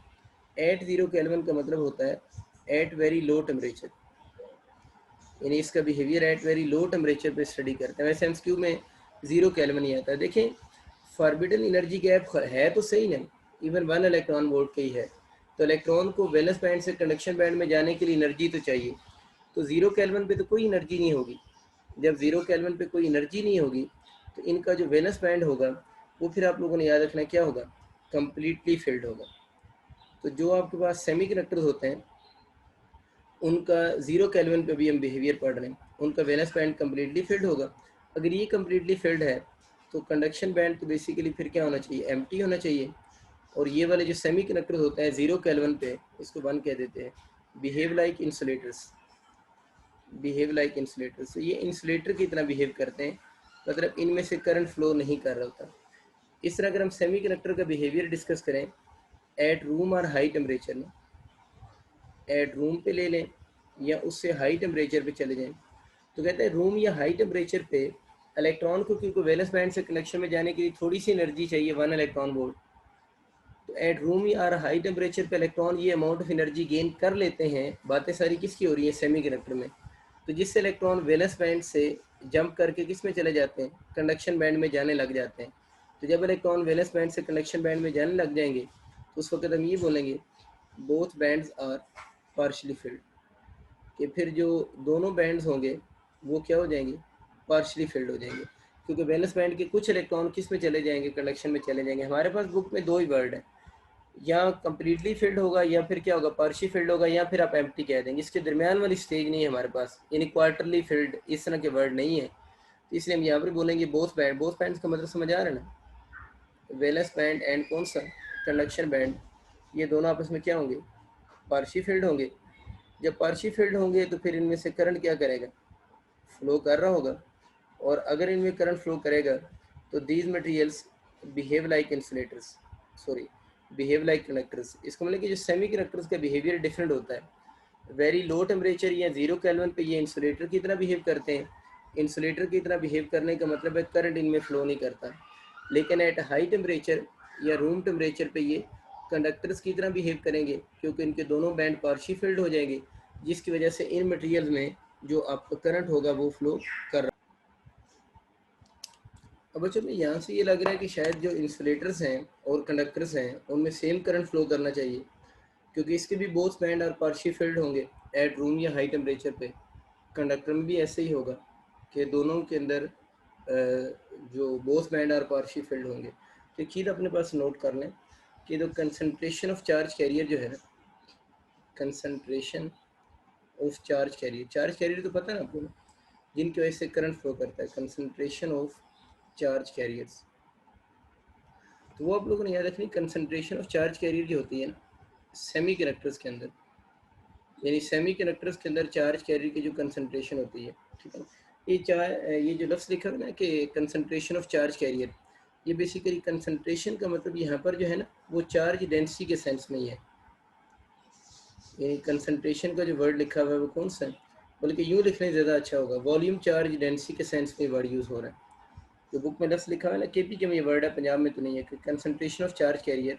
तो कंसनट्रेशन ऑफ चार्ज कैरियर के यहाँ पर मतलब volume charge density of charge carrier है। जो सेमी कंडक्टर्स होते हैं उनमें उसने लिखा हुआ है कि चार्ज कैरियर की कंसनट्रेशन 10⁻21 पर मीटर क्यूब होगी, यानी 10⁻21 पर मीटर क्यूब, यानी 1 मीटर क्यूब के अंदर 10⁻21 चार्ज कैरियर होंगे, किसमें, सेमी कंडक्टर्स के अंदर। अगर हम चार्ज कैरियर की कंसनट्रेशन की बात करते हैं कंडक्टर्स के अंदर, तो उसने बुक में लिखा हुआ है कि इनके अंदर जो चार्ज कैरियर्स होंगे वो 10 मिलियन टाइम ज़्यादा होंगे, 10 मिलियंस टाइम ग्रेटर होंगे। किससे ग्रेटर होंगे, सेमी कंडक्टर से 10 मिलियन टाइम ज़्यादा होंगे। 10 मिलियन टाइम ज़्यादा होने का मतलब क्या है, देखिए 1 मिलियन में कितने होते हैं, 10⁻6 बनते हैं ना। तो ये कह रहे हैं कि जो आपके पास कंडक्टर्स हैं, कंडक्टर में चार्ज कैरियर सेमी कंडक्टर के चार्ज कैरियर से उनकी कंसनट्रेशन अगर एम की वजह कितने टाइम ग्रेटर होगी, तो जो कंडक्टर्स होते हैं उनकी चार्ज डेंसिटी या उनमें चार्ज कैरियर की कंसनट्रेशन 10 मिलियन टाइम ग्रेटर होगी देन किससे, सेमी कंडक्टर से 10 मिलियन टाइम ग्रेटर होगी। तो 10 मिलियन बनता कितना, 10 मिलियन कितना होता है 10⁻6, तो कितना बनेगा 10⁻7 टाइम होगी। तो ये यूँ भी एमसीक्यू आ सकता है कि 10 मिलियन टाइम्स की बजाय ये लिखा हुआ आ सकता है कितने टाइम ग्रेटर होगी। तो हम कह सकते हैं कि जो कंडक्टर्स हैं उनके अंदर जो चार्ज कैरियर की कंसनट्रेशन है वो 10⁻7 टाइम ग्रेटर होगी एज़ कम्पेयर टू किससे, सेमी कंडक्टर से। या अगर कंडक्टर में उसकी एग्जैक्ट वैल्यू पूछ लेता है तो इसके अंदर 10⁻7 ऐड कर दो ना, 21 इसमें हो जाएगी, 7 वो पावर ऐड होगी, वैसे तो मल्टीप्लाई करेंगे इंटू पावर 7, ठीक है ना। तो 21 थी ना ये, तो ये बनेगी 10⁻28 पर मीटर क्यूब होगी। तो ये एग्जैक्ट वैल्यू आ जाएगी ना उसकी। तो ये तीन तरह से एमसीक्यू आ सकता है कि जो कंडक्टर्स होते हैं उनमें चार्ज कैरियर कितने टाइम ग्रेटर होंगे, तो 10 मिलियन टाइम ग्रेटर होंगे देन सेमी कंडक्टर से, ठीक है। ये बातें वैसे रूम टेम्परेचर पर हो रही होती हैं, ये सारी बातें रूम टेम्परेचर के लिए, ये जो वैल्यूज़ लिखी हुई हैं ये रूम टेम्परेचर के लिए वैल्यूज़ हैं। नहीं भी सवाल में आएगा तो हमें तो वैल्यूज़ रूम टेम्परेचर की गिवन है। ये कितने टाइम ग्रेटर होंगी, तो 10⁻7 भी आप ऑप्शन में चूज़ कर सकते हैं। अगर चार्ज कैरी की कंसनट्रेशन पूछ लें तो 10⁻⁻ आप क्या चूज़ करेंगे, 28 चूज़ करेंगे। एक और केपीके की बुक में इसने वर्ड लिखा हुआ है, लेकिन वो इंसुलेटर्स के लिए है, कि इंसुलेटर के अंदर उसने थर्मल एक्साइटेशन की एनर्जी भी लिखी हुई है ना, कि टिपिकल थर्मल एक्साइटेशन की एनर्जी, टिपिकल थर्मल एक्साइटेशन, ये वैल्यू भी याद रखेंगे। एक्साइटेशन। ये इंसुलेटर की में से लिखी हुई कि इंसुलेटर को जब हम हीट प्रोवाइड करते हैं तो उस हीट के प्रोवाइड करने से उसके इलेक्ट्रॉन जो एनर्जी गेन करते हैं वो एनर्जी किस ऑर्डर की होगी। वो एनर्जी कहता है यूजली जो है वो 0.025 इलेक्ट्रॉन वोल्ट के ऑर्डर की होती है। मतलब हम अगर किसी इंसुलेटर को हीट अप करते हैं तो उससे उसके इलेक्ट्रॉन एनर्जी गेन करते हैं। उसके इलेक्ट्रॉन जो एनर्जी गेन करते हैं जिससे उन्होंने एक्साइट होना है, तो उनकी टिपिकल थर्मल एक्साइटेशन कितनी बनती है या टिपिकल थर्मल एक्साइटेशन की एनर्जी कितनी बनेगी, 0.025 इलेक्ट्रॉन वोल्ट होगी। और हमने पढ़ा है उन इलेक्ट्रॉन को कंडक्शन बैंड में जाने के लिए एनर्जी 3 इलेक्ट्रॉन वोल्ट से ज़्यादा चाहिए। तो उनके पास है कितनी, 0.025 है, उनको चाहिए 3 इलेक्ट्रॉन वोल्ट से भी ज़्यादा। यही वजह है कि उनका जो कंडक्शन बैंड मैंने थोड़ी देर पहले आपको लिखवाया वो क्या रहेगा, एम्प्टी रहेगा और उनमें से करंट फ्लो नहीं करेगा। ये तो कुछ इन्फॉर्मेशन बेस्ड पोर्शन था। एक और बड़ा इंपॉर्टेंट पैराग्राफ है, ये लास्ट पैराग्राफ पढ़ा रहा हूँ जो एनर्जी बैंड थ्योरी का है, जो पंजाब की बुक में लिखा हुआ है। इफेक्ट ऑफ टेम्परेचर उस पैराग्राफ में उसने डिस्कस किया हुआ है, और इफेक्ट ऑफ टेम्परेचर उसने उस पैराग्राफ में सिर्फ सेमी कंडक्टर का डिस्कस किया हुआ है कि सेमी कंडक्टर्स के ऊपर टेम्परेचर का इफेक्ट कैसा होगा। इसको ज़रा देख लें। देखिए हम दो ही मेनली सेमी कंडक्टर्स पढ़ते हैं, एक हम सिलिकॉन होता है और एक जर्मीनियम है। ये तो प्योर सेमी कंडक्टर्स है ना, इनके कम्बिनेशन भी यूज़ होते हैं, हम कम्बिनेशन वैसे पढ़ते नहीं हैं। एक इनका कम्बिनेशन में गैलियम आर्सेनाइड होता है, एक और कम्बिनेशन होता है जिसमें हम कंबाइन करते हैं ना, गैलियम आर्सेनाइड फॉस्फाइड भी एक होता है। तो मतलब different types of semi conductors हैं, लेकिन हम मेनली जो डिस्कस करते हैं वो दो ही डिस्कस करते हैं। उनमें से एक सिलिकॉन की हम बात करते हैं और एक हम बात जर्मीनियम की करते हैं। अभी भी हम इन्हीं की ज़्यादा बात करेंगे, लेकिन ये इनके कम्बिनेशन से बनते हैं। तो हम कहते हैं सेमी कंडक्टर कोई भी हो, जब सेमी कंडक्टर में हम टेम्परेचर को इंक्रीज़ करेंगे, बहुत बेसिक सा कंसेप्ट है। जब हम टेम्परेचर को इंक्रीज़ करेंगे तो हमें पता है सेमी कंडक्टर्स के अंदर कोवेलेंट बॉन्ड होते हैं, तो उस टेम्परेचर के इंक्रीज़ करने से इनके जो कोवेलेंट बॉन्ड होंगे ना वो ब्रेक होने लग जाते हैं। यानी टेम्परेचर इंक्रीज़ अगर हम करेंगे तो टेम्परेचर के इंक्रीज़ होने से इनके कोवेलेंट बॉन्ड ब्रेक होंगे। और आप लोगों ने याद रखना है कि अगर एक बॉन्ड ब्रेक हो जाए, टेम्परेचर के इंक्रीज़ करने से बॉन्ड ब्रेक होंगे। और मैं एक स्पेशल केस लाऊँ, और अगर एक वन बॉन्ड ब्रेक हो जाए तो वन बॉन्ड ब्रेक होने से एक इलेक्ट्रॉन प्रोड्यूस होगा और एक होल प्रोड्यूस होगा। ये बड़ा इंपॉर्टेंट एमसीक्यू है कि वन कोवेलेंट बॉन्ड जब सेमी कंडक्टर में ब्रेक होता है तो उससे क्या प्रोड्यूस होता है, तो इसमें हम कहते हैं वन इलेक्ट्रॉन और वन होल प्रोड्यूस होता है। या वर्डिंग में ये लिखा हुआ रहता है कि electron hole pair is produce, एक ही बात है। अब यूँ कह लें वन इलेक्ट्रॉन या वन होल प्रोड्यूस होगा, या वर्डिंग में यूँ भी लिखा हुआ जाता है कि electron hole pair is produce, electron और होल का एक पेयर प्रोड्यूस होगा। तो ये कब प्रोड्यूस होगा, जब बॉन्ड ब्रेक होगा। और हमें पता है कि सिलिकॉन और जर्मीनियम दोनों में जो बॉन्ड होता है वो कौन सा बॉन्ड है, कोवेलेंट बॉन्ड होता है। इसमें होल जो वर्ड है ना, इसको ज़रा देख लें, होल क्या होता है। तो होल के बारे में आप लोगों ने बेसिक से ये चीज़ याद रखनी है।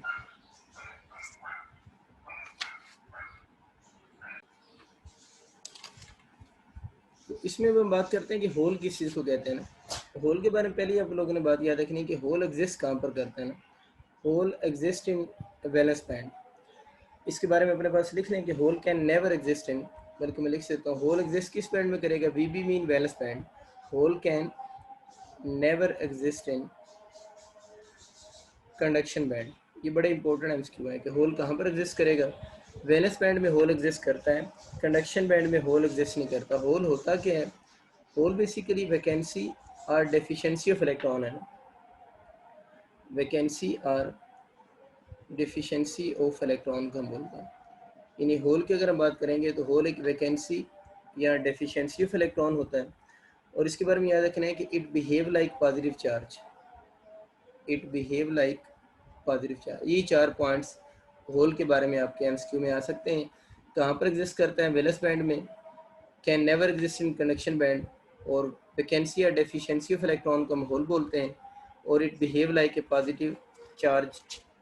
ठीक है, यानी पॉजिटिव चार्ज की तरह ये बिहेव करता है। मैं थोड़ी सी इसकी एक्सप्लेनेशन और आपको दे देता हूँ। इसके बारे में यूँ समझ लेना, जो आपके पास वाली चीज़ है कि इसमें चक्कर ये होता है ना कि मैं डायग्राम बनाता हूँ इसको, ताकि आपको थोड़ा बेहतर आइडिया होगा। कि सपोज करें ये आपके पास वैलेंस बैंड है ना, ये कंडक्शन बैंड है, वैलेंस बैंड और कंडक्शन बैंड। अब इलेक्ट्रॉन को एनर्जी मिली और इलेक्ट्रॉन एनर्जी लेकर वैलेंस बैंड से किस में चला गया, कंडक्शन बैंड में चला गया। तो जब वो इलेक्ट्रॉन वैलेंस बैंड से कंडक्शन बैंड में गया है तो यहाँ पर ये वाला इलेक्ट्रॉन कैसे बिहेव कर रहा है, फ्री इलेक्ट्रॉन की तरह बिहेव कर रहा है, यानी कंडक्शन बैंड में इलेक्ट्रॉन फ्री इलेक्ट्रॉन की तरह बिहेव कर रहे हैं। अब यहाँ से इलेक्ट्रॉन निकल गए, कहाँ से इलेक्ट्रॉन निकल गया, वैलेंस बैंड में। तो वैलेंस बैंड में क्या होगी है, डेफिशिएंसी ऑफ इलेक्ट्रॉन या वैकेंसी ऑफ इलेक्ट्रॉन होगी है ना। तो देखिए जब इलेक्ट्रॉन वैलेंस बैंड से कंडक्शन बैंड में जाता है तो कंडक्शन बैंड में जाकर तो वो फ्री इलेक्ट्रॉन या कंडक्शन इलेक्ट्रॉन की तरह बिहेव करता है। तो वैलेंस बैंड में क्या छोड़ जाता है, डेफिशिएंसी और वैकेंसी ऑफ इलेक्ट्रॉन।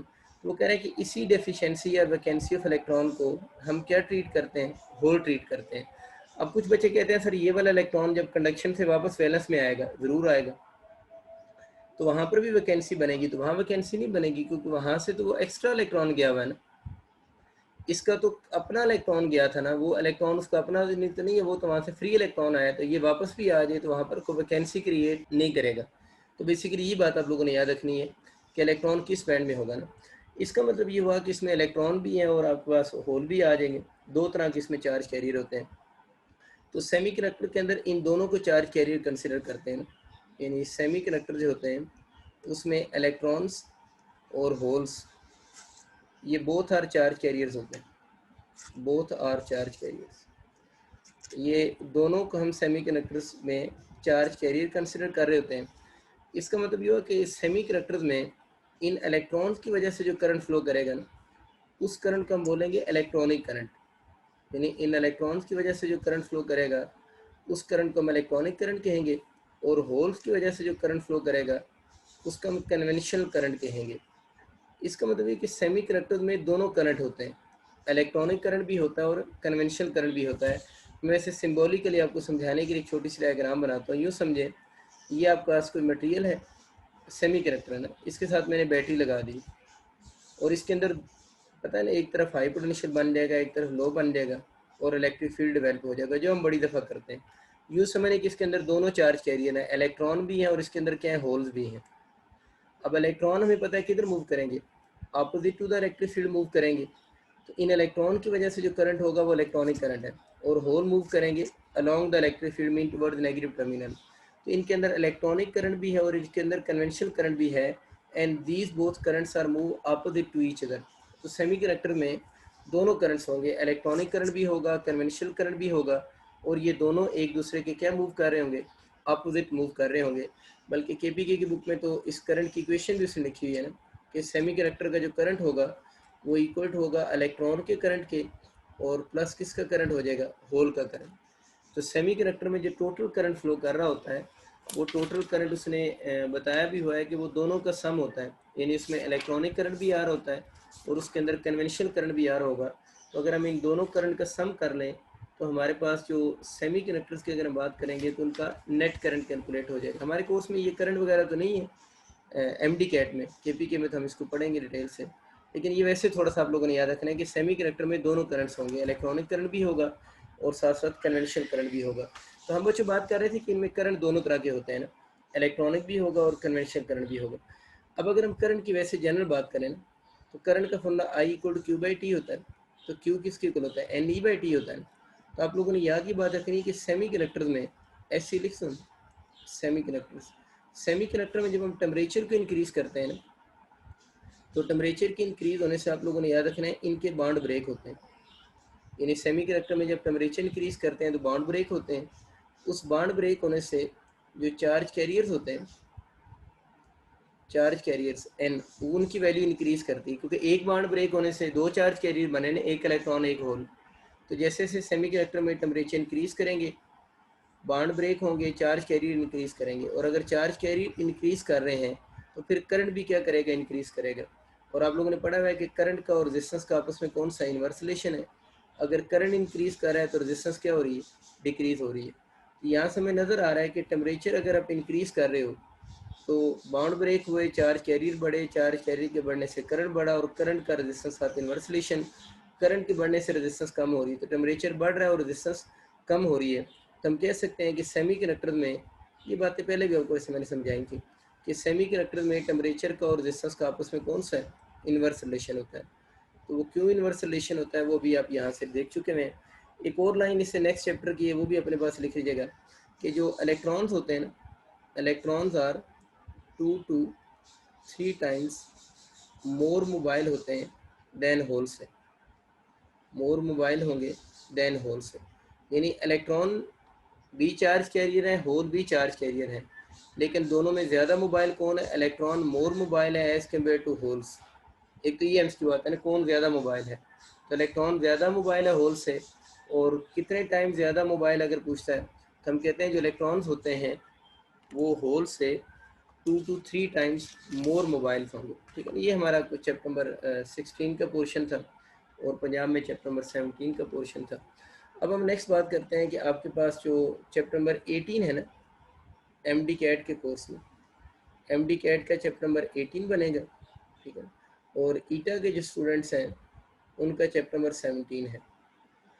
ये बेसिकली है इलेक्ट्रॉनिक्स से रिलेटेड चैप्टर ना, इलेक्ट्रॉनिक्स का चैप्टर है, ये उसी यूनिट का पार्ट है। इसको मैं अलग से यूनिट वैसे कम ही कंसिडर करता हूँ, 2 ही तो इसमें टॉपिक है। ठीक है, ये पूरा टॉपिक एमडी कैट में पूरा सॉरी चैप्टर तो नहीं है, एमडी कैट में तो थोड़ा सा इसका पोर्शन है। एमडी कैट में आप लोगों ने इसमें 2 टॉपिक पढ़ने हैं। एक तो आप लोगों ने रेक्टिफिकेशन पढ़नी है, रेक्टिफिकेशन की टाइप्स पढ़नी है, टाइप्स ऑफ रेक्टिफिकेशन। और एक टॉपिक है जो आप लोगों ने नहीं एफएससी में पढ़ा हुआ, ओप एम्प उसे कहते हैं। Op amp mean operational amplifier, ये एफएससी में नहीं है, केपीके की बुक में टॉपिक नहीं था ऑपरेशनल एम्पलीफायर। ये ऑपरेशन एम्पलीफायर के टॉपिक केपीके की बुक में नहीं है, लेकिन पास पेपर में भी इसके एमसीक्यू आए हैं, मतलब केपीके की ईटा के पास पेपर में ना। तो आप लोग इस टॉपिक को थोड़ा सा रिवाइज कर लीजिएगा, मतलब इसकी डिटेल में जाने की केपीके वाले बच्चों को ज़रूरत नहीं है, वो इसको थोड़ा सा डिस्कस कर लेंगे, मतलब स्लाइड सा जो है वो इसका फार्मूला सा देख लें, इसको स्लाइड सा वो डिस्कस कर लें, डिटेल की उनको ज़रूरत नहीं है। स्लाइड से डिस्कस कितना करना है, बस उनके मैं एंड पे फार्मूलाज बताऊंगा, वो फार्मूलाज अपने माइंड में रख लें तो उनका काम इस चैप्टर में चल जाएगा। तो इलेक्ट्रॉनिक्स के चैप्टर में जो एमडी कैट वाले हैं उन्होंने सिर्फ रेक्टिफिकेशन, टाइप्स ऑफ रेक्टिफिकेशन और ओप एम्प का टॉपिक पढ़ना है।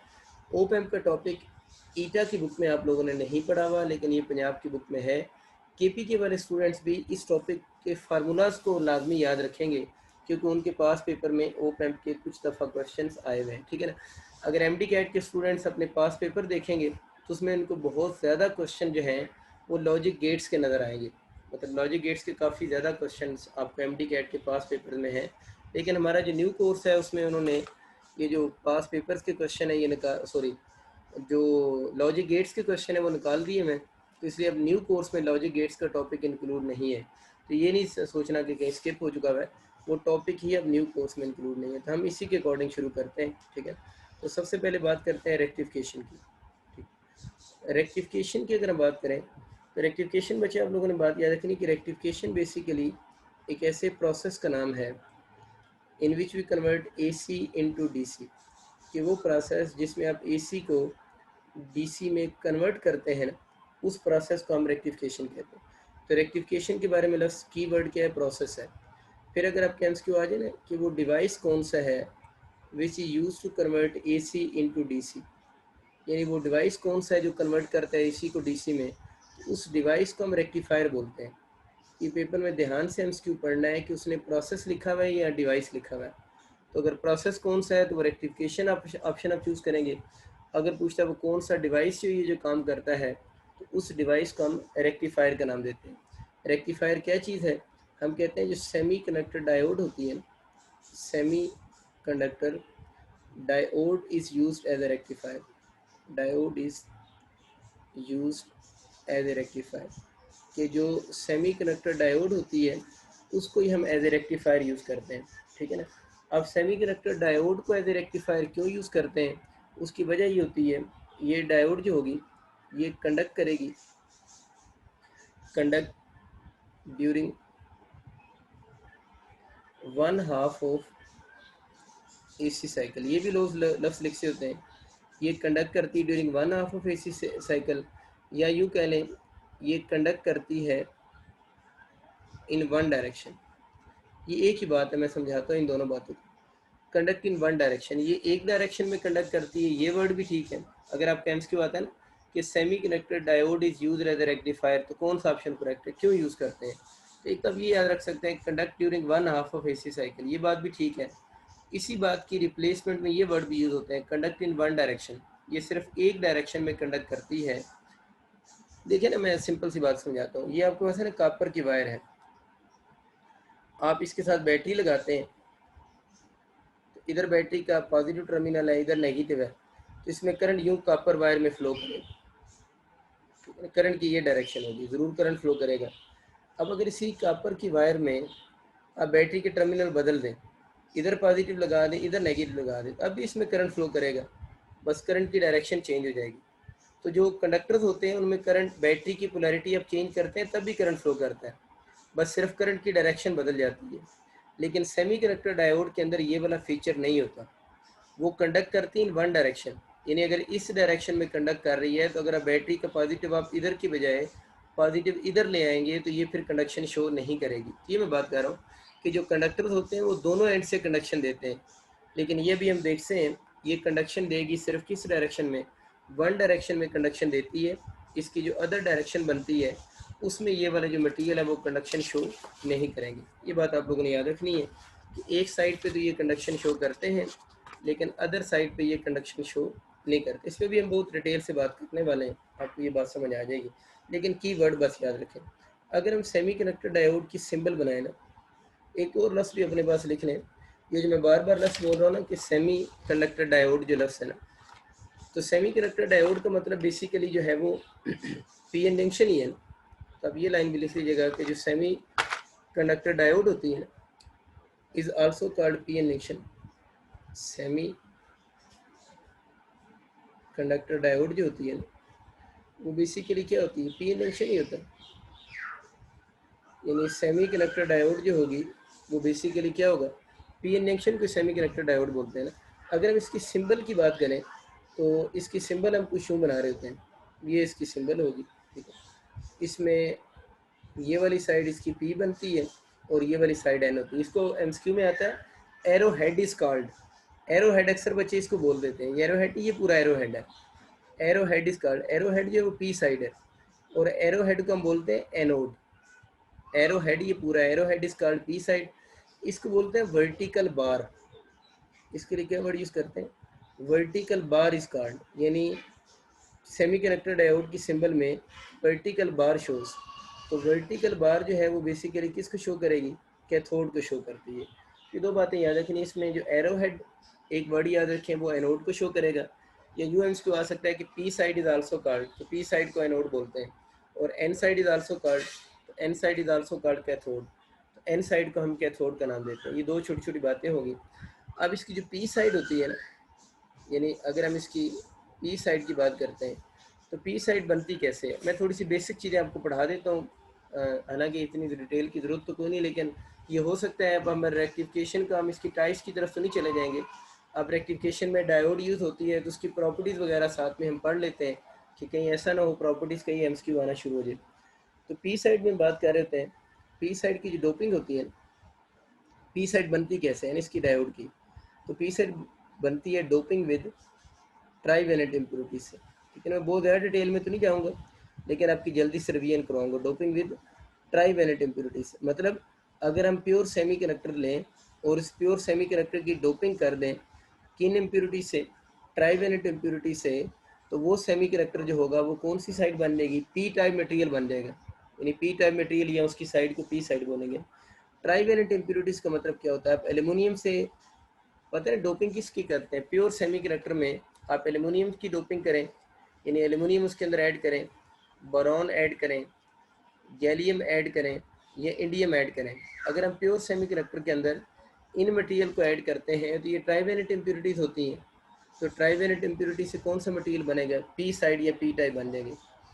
पी साइड के बारे में याद रखना है कि पी साइड जो होगी या पी टाइप मटेरियल जो होते हैं, पी साइड और पी टाइप मटेरियल की बात हो रही है।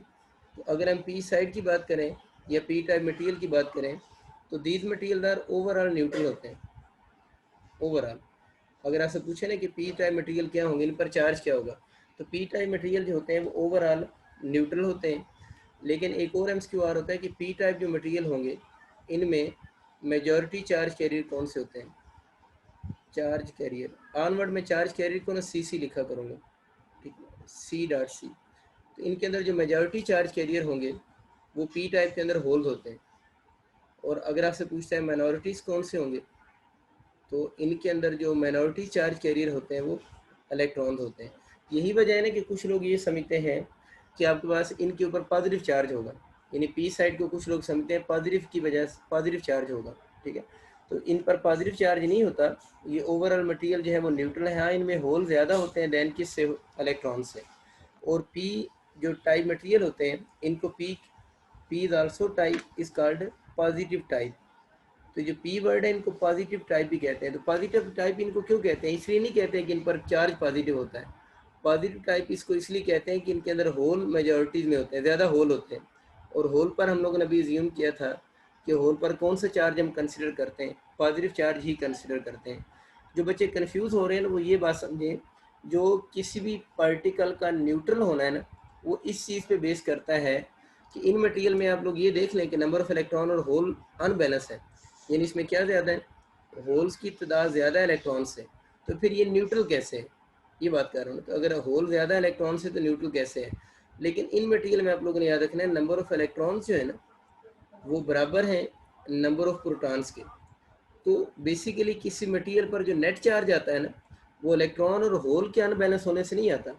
किसी भी मटेरियल पर नेट चार्ज जो आता है वो नंबर ऑफ़ इलेक्ट्रॉन और नंबर ऑफ़ प्रोटॉन के अनबैलेंस होने से आता है। तो इसमें नंबर ऑफ़ इलेक्ट्रॉन और नंबर ऑफ़ प्रोटॉन तो बैलेंस है, अगर वो बराबर है तो ये मटेरियल न्यूट्रल रहेगा। तो पी टाइप मटेरियल में होल ज़्यादा हो जाते हैं इलेक्ट्रॉन से, लेकिन अगर होल और प्रोटॉन, इलेक्ट्रॉन और प्रोटॉन का सवाल आ जाए तो इनमें नंबर ऑफ़ इलेक्ट्रॉन जो होंगे वो बराबर ही होंगे नंबर ऑफ़ किसके, प्रोटॉन के। ये पी साइड मैंने आपको अपनी तरफ से डिस्कस कर दी है। अब बच्चे हम बात कर लेते हैं इसकी एन साइड की। एन साइड की क्या स्टोरी, एन कैपिटल भी लिखते हैं स्मॉल भी लिखे होते हैं। N side mean N type material, या इसको नेगेटिव साइड भी क्या बोलते हैं ना, इसको हम नेगेटिव साइड का नाम भी दे रहे होते हैं। तो इसको हम एन टाइप को हम क्या कहते हैं, नेगेटिव साइड भी कहते हैं। इसके एमसीक्यू लिखते हैं।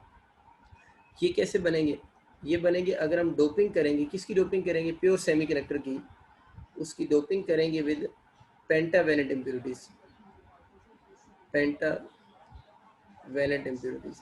तो अगर हम प्योर सेमीकंडक्टर्स की डोपिंग कर दें, अगर हम प्योर सेमीकंडक्टर की डोपिंग कर देते हैं विद पेंटावेलेंट इम्प्योरिटीज, तो अगर पेंटावेलेंट इम्प्योरिटीज से प्योर सेमीकंडक्टर की डोपिंग हो रही है तो उसको हम बोल रहे होते हैं कि ये वाले जो मटेरियल होंगे वो कौन से होंगे, एन टाइप मटेरियल बनेंगे, ठीक है। N type material, N side, या इसको हम बोलते हैं एन टाइप मटेरियल्स, ठीक हो गया।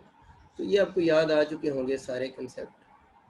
अच्छा, नेक्स्ट बात हम करते हैं N type sorry pentavalent impurities होती कौन सी, अगर एमसीक्यू आ जाए तो इसमें आपके पास फास्फोरस आ जाती है, इसमें आपके पास आर्सेनिक आ जाती है। P mean phosphorus, A S mean arsenic, S P mean S P आपके पास एंटीमनी ना, B I mean bismuth, phosphorus और सैनिक, एंटीमनी और बिस्मिथ, ठीक है। ये सारी इम्प्योरिटीज़ हैं वो पेंटावेलेंट इम्प्योरिटीज़ हैं।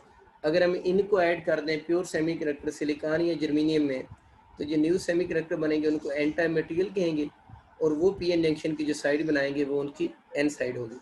ये जो मटेरियल होते हैं इनके नाम में भी नेगेटिव टाइप आता है, लेकिन ये भी मटेरियल ओवरऑल न्यूट्रल होते हैं। और इनके अंदर आप लोगों ने याद रखना है, जो इसके अंदर एम जे लिख दो ना, मेजॉरिटी चार्ज कैरियर कौन होंगे, इलेक्ट्रॉन्स होंगे, क्योंकि इनको नेगेटिव टाइप कहते हैं इसलिए मेजॉरिटी चार्ज कैरियर इलेक्ट्रॉन्स होंगे। और अगर इसमें हम माइनॉरिटीज़ चार्ज कैरियर की बात करते हैं, हम आपको एब्रीविएशन समझ आ जाएंगे। माइनॉरिटीज़ चार्ज कैरियर इसमें होल होते हैं, तो हम कह सकते हैं इनमें इलेक्ट्रॉन ज़्यादा होंगे किससे, होल से, यानी इलेक्ट्रॉन इसमें ज़्यादा होते हैं होल से। यही वजह है कि हम बोलते हैं कि ये नेगेटिव टाइप होते हैं। और आखिरी बात वही, इस मटेरियल को न्यूट्रल क्यों बोलते हैं, क्योंकि इसमें भी नंबर ऑफ़ इलेक्ट्रॉन जो होंगे वो बराबर ही होंगे नंबर ऑफ़ प्रोटॉन के, यानी इन मटेरियल में भी जितने इलेक्ट्रॉन्स होते हैं उतने ही प्रोटॉन होते हैं, उनकी तादाद बराबर रहती है। इसलिए आपके पास ओवरऑल इस मटेरियल पर कोई चार्ज नहीं होगा। इसका मतलब कि पी एन जंक्शन ओवरऑल आपका अभी क्या है, न्यूट्रल है। इसकी पी साइड भी न्यूट्रल है, और इसकी अगर हम एन साइड को डिस्कस करें तो जैसे पी साइड न्यूट्रल है वैसे ही आप कह सकते हैं कि इसकी जो एन साइड होगी वो भी आपकी न्यूट्रल ही होगी।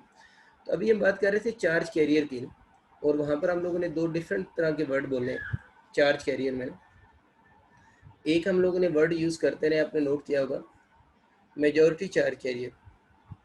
वो हमने पढ़ तो लिए कौन कौन से होते हैं, वैसे इसका एक और एंगल समझाना आपको मैंने, मेजॉरिटी चार्ज कैरियर्स।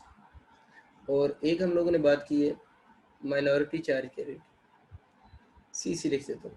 आपसे एमसीक्यू में आ रहा था कि मेजॉरिटी चार्ज कैरियर कहाँ से आते हैं ना, यानी इनका सोर्स क्या है ना, मेजॉरिटी चार्ज कैरियर का सोर्स कौन सा।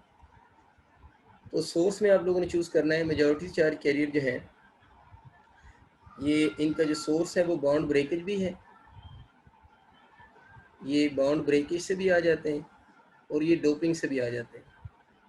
डोपिंग मतलब इम्प्योरिटी ऐड करने से। तो मेजॉरिटी चार्ज कैरियर दोनों तरह से प्रोड्यूस होते हैं, बाउंड ब्रेकेज से भी आते हैं और डोपिंग से भी आते हैं। लेकिन जो माइनॉरिटी चार्ज कैरियर होते हैं ये रिजल्ट होते हैं, रिजल्ट ऑफ, या इनका जो सोर्स होगा result of bound breakage only. ये सिर्फ बाउंड ब्रेकेज से आते हैं, बाउंड ब्रेक होने से आते हैं, ठीक है ना। और बाउंड ब्रेक होने का हम एक और लफ्ज़ यूज़ करते हैं, ये थर्मल एजिटेशन से प्रोड्यूस होते हैं, थर्मल एजिटेशन। तो ये बात याद रखनी है कि जो माइनॉरिटी चार्ज कैरियर हैं उनका सोर्स सिर्फ बाउंड ब्रेक होना है, लेकिन जो मेजॉरिटी चार्ज कैरियर हैं वो दोनों तरह से आते हैं, वो बाउंड ब्रेक होने से भी आ जाते हैं और वो किससे आते हैं, डोपिंग से भी आ रहे होते हैं, ठीक है। अच्छा, एक और जो छोटी सी चीज़ आगे याद रखनी है वो ये है कि जो सिलिकॉन के आप डायोड बना लें या आप जर्मीनियम की डायोड बना लें, उनमें पोटेंशियल डिफरेंस प्रोड्यूस हो रहा होता है। तो पोटेंशियल डिफरेंस जो आएगा ना, पोटेंशियल डिफरेंस इन डायोड में या सेमी कंडक्टर डायोड में, अगर आप वो डायोड सिलिकॉन की बनाते हैं या जर्मीनियम की बनाते हैं ना, तो सिलिकॉन की अगर आप डायोड बनाएंगे तो उसमें जो पोटेंशियल डिफरेंस प्रोड्यूस होगा वो 0.7 वोल्ट का प्रोड्यूस होता है, और जर्मीनियम में जो पोटेंशियल डिफरेंस प्रोड्यूस होता है वो 0.3 वोल्ट का प्रोड्यूस होगा। अब जर्मीनियम का पोटेंशियल डिफरेंस कम है, सिलिकॉन का पोटेंशियल डिफरेंस ज़्यादा है। ये पोटेंशियल डिफरेंस क्यों प्रोड्यूस हो रहे होते हैं ये हमारे कोर्स का ऐसे पार्ट वैसे नहीं है, इस पर हम ज़्यादा बात नहीं करेंगे, लेकिन हमें याद होना चाहिए कि सिलिकॉन और जर्मीनियम में ये प्रोड्यूस होते हैं। ये एक्स्ट्रा में हम बातें पढ़ रहे हैं ना, इसलिए मैंने ज़्यादा इनको एक्सप्लेन नहीं कर रहा, बस आपको रिवाइज करवा रहा हूँ, ठीक है। सिलिकॉन में कम है, जर्मीनियम में ज़्यादा है। उसकी वजह है कि जर्मीनियम जो है इसका हाई मेटेलिक करेक्टर है, हाई मेटेलिक करेक्टर है। किससे हाई है, सिलिकॉन से ना, high metallic character. Metallic character क्या होता है कि इसमें इजीली करंट फ्लो कर सकता है ना, तो असल में होता ये है कि ये फोर्स ग्रुप के मेंबर है ना, कार्बन है, सिलिकॉन और जर्मीनियम है। डाउन द ग्रुप आते हुए जो मेटेलिक करेक्टर है, इसको मैं MC लिख सकता हूँ, मेटेलिक करेक्टर की वैल्यू इंक्रीज करती है। जो जो अब नीचे आ रहे हैं मेटेलिक करेक्टर बढ़ता है, तो जर्मीनियम में मेटेलिक करेक्टर ज़्यादा है सिलिकॉन से, इसलिए जर्मीनियम का पोटेंशियल डिफरेंस इन डायोड कम आ रहा है। इसको पोटेंशियल डिफरेंस भी कहते हैं इन डायोड, या इसके लिए दूसरा लफ्ज़ यूज़ होता है पोटेंशियल बैरियर, ठीक है। पोटेंशियल डिफरेंस भी इसमें हम वर्ड यूज़ करते हैं, और पोटेंशियल बैरियर का वर्ड भी हम यूज़ कर रहे होते हैं कि पोटेंशियल डिफरेंस या पोटेंशियल बैरियर इसमें इस तरह का होगा ना। अभी हम बाइसिंग की सॉरी रेक्टिफिकेशन की टाइप्स में जाने से पहले एक दो छोटी सी चीज़ मैं आपको और पढ़ा देता हूँ, वो है biasing of P N junction, क्योंकि हम बाइसिंग की बेस पे रेक्टिफिकेशन पढ़ते हैं। तो अगर हम biasing of P N junction की बात करें तो बाइसिंग का मतलब होता है बैटरी कनेक्ट करना, यानी बाइसिंग का मतलब सिंपली क्या होता है कि अगर हम पी एन जंक्शन के साथ बैटरी या सेल कनेक्ट कर देते हैं ना, अगर हम इसके साथ बैटरी या सेल कनेक्ट कर देते हैं तो इस चीज़ को हम किसका नाम देते हैं, बाइसिंग का नाम देते हैं। अब वो आपको पॉइंट क्लियर हो जाएगा कि ये वन डायरेक्शन में कंडक्ट करता है ना, तो पी एन जंक्शन के साथ बैटरी लगाने को हम इसकी बाइसिंग का नाम दे रहे होते हैं। तो देखिए ना, ये अगर आपका डायोड है ना, इसका दो तरह से बैटरी लगाई जा सकती है। पहला मेथड क्या होगा बैटरी लगाने का, ये पी साइड है, ये एन साइड है, इस तरफ पॉजिटिव टर्मिनल लगा दे, इधर नेगेटिव लगा दे, यानी पी के साथ पॉजिटिव, एन के साथ नेगेटिव। और दूसरा मेथड क्या होगा, पी के साथ नेगेटिव टर्मिनल लगा दे बैटरी का, और एन के साथ कौन सा लगा दे, पॉजिटिव। तो इस बेस पे बाइसिंग की दो टाइप्स बनी हुई हैं कि आप बैटरी का किस साइड पे पॉजिटिव टर्मिनल लगाते हैं और बैटरी का किस साइड पे नेगेटिव टर्मिनल लगाते हैं। इस साइड पे, इस बेस पे सॉरी, बाइसिंग की टू टाइप्स होती हैं। बाइसिंग ऑफ पी इंजेक्शन या बाइसिंग ऑफ डायोड का मतलब क्या होगा कि डायोड के साथ अगर आप बैटरी कनेक्ट कर रहे हैं तो डायोड के साथ बैटरी कनेक्ट करने को हम बच्चों उसके क्या बोलते हैं, बाइसिंग का नाम देते हैं। अब हम बात करते हैं टाइप्स ऑफ बाइसिंग की, वो आपको समझ आ गया बैटरी लगाने की बेस पे होंगी। उनमें से जो पहली टाइप बनती है ना, उसका हम नाम दे रहे होते हैं फॉरवर्ड बाइसिंग। पहले उसी को पढ़ लेते हैं और फिर दूसरी टाइप को बाद में देख लेंगे। जो पहली टाइप होती है उसको हम फॉरवर्ड बाइसिंग बोलते हैं। फॉरवर्ड बाइसिंग में आप लोगों ने याद रखना है, जो इस डायोड में दोबारा बना देता हूँ, ये डायोड है, ये मैं पता है उसकी पी साइड है, ये इसकी एन साइड है। तो आप लोगों ने फॉरवर्ड बाइसिंग में ये करना होता है, मैं सर्किट नहीं बना रहा, मैं वैसे लिख देता हूँ कि इसकी जो पी साइड होगी ना डायोड की, उस पी साइड के साथ आप लोगों ने पॉजिटिव टर्मिनल ऑफ बैटरी लगाना है, यानी पी पॉजिटिव आप याद भी रख सकते हैं। और जो इसकी एन साइड होगी उसके साथ आप लोगों ने नेगेटिव टर्मिनल लगाना है। तो अगर हम पी साइड के साथ बैटरी का पॉजिटिव टर्मिनल लगा दें और एन साइड के साथ नेगेटिव टर्मिनल लगा दें, तो जो आपके पास बाइसिंग हो जाएगी उसे हम क्या बोलेंगे, फॉरवर्ड बाइसिंग कहेंगे। फॉरवर्ड बाइसिंग में इसके दरम्यान में जो डिप्लीशन रीजन होता है ना, डिप्लीशन रीजन पता है ना, वो रीजन जिसके अंदर पोटेंशियल बैरियर बनता है ना, डिप्लीशन रीजन कह लें या उसके लिए वर्ड यूज़ होता है वो पोटेंशियल बैरियर, जिसके भी हम बात कर रहे थे। डिप्लीशन रीजन तो पता है ना, वो रीजन जहाँ पर पोटेंशियल डिफरेंस प्रोड्यूस होता है ना। तो आपका अगर एमसीक्यू आ जाता है ना फॉरवर्ड बाइसिंग में डिप्लीशन रीजन या पोटेंशियल बैरियर पे क्या फ़र्क पड़ेगा, तो आप लोगों ने याद रखना है कि इसमें डिप्लीशन रीजन या पोटेंशियल बैरियर दोनों में से किसी का भी एमसीक्यू आ जाए तो आप बोलेंगे डिप्लीशन रीजन भी डिक्रीज करेगा और इसमें पोटेंशियल बैरियर भी डिक्रीज करता है। फॉरवर्ड बाइसिंग के दौरान जो डायोड होती है उसका डिप्लीशन रीजन भी डिक्रीज करेगा या पोटेंशियल बैरियर भी डिक्रीज करेगा। अब इसमें जो करंट फ्लो करता है ना, फॉरवर्ड बाइसिंग में जो करंट फ्लो करता है उस करंट को हम बोलते हैं फॉरवर्ड करंट। फॉरवर्ड बाइसिंग में जो करंट फ्लो करता है उस करंट को हम फॉरवर्ड करंट कहते हैं और उसको वैसे डिनोट आई एफ से करते हैं। आई एफ मीन कौन सा करंट, फॉरवर्ड करंट। और ये जो फॉरवर्ड करंट होता है ये पूछता है ना अगर किसकी वजह से होगा, तो this current is due to the majority charge carrier. ये करंट मेजॉरिटी चार्ज कैरियर की वजह से होता है, जो this current is due to the majority charge carrier. और आप लोगों ने याद रखना है ये जो फॉरवर्ड करंट होगा it is of the order of milliampere. ये वाला करंट मिली एम्पेयर के ऑर्डर का होगा। और इस फॉरवर्ड बाइसिंग में डायोड की जो रेजिस्टेंस होगी ना, फॉरवर्ड बाइसिंग में डायोड की जो रेजिस्टेंस होगी उसको हम फॉरवर्ड रेजिस्टेंस कहेंगे। तो वो जो फॉरवर्ड रेजिस्टेंस होती है वो आप लोगों ने याद रखना है ओनली फ्यू ओम्स के ऑर्डर की होती है। इसका मतलब ये हुआ कि जब डायोड फॉरवर्ड बाइस होगी, जब डायोड हम बोला करेंगे फॉरवर्ड बाइस है तो उसमें करंट मिली एम्पेयर के ऑर्डर का फ्लो करेगा। और अगर उसकी रेजिस्टेंस पूछेगा तो हम बोलेंगे रेजिस्टेंस उसकी वेरी स्मॉल होगी, ओनली फ्यू ओम्स होगी।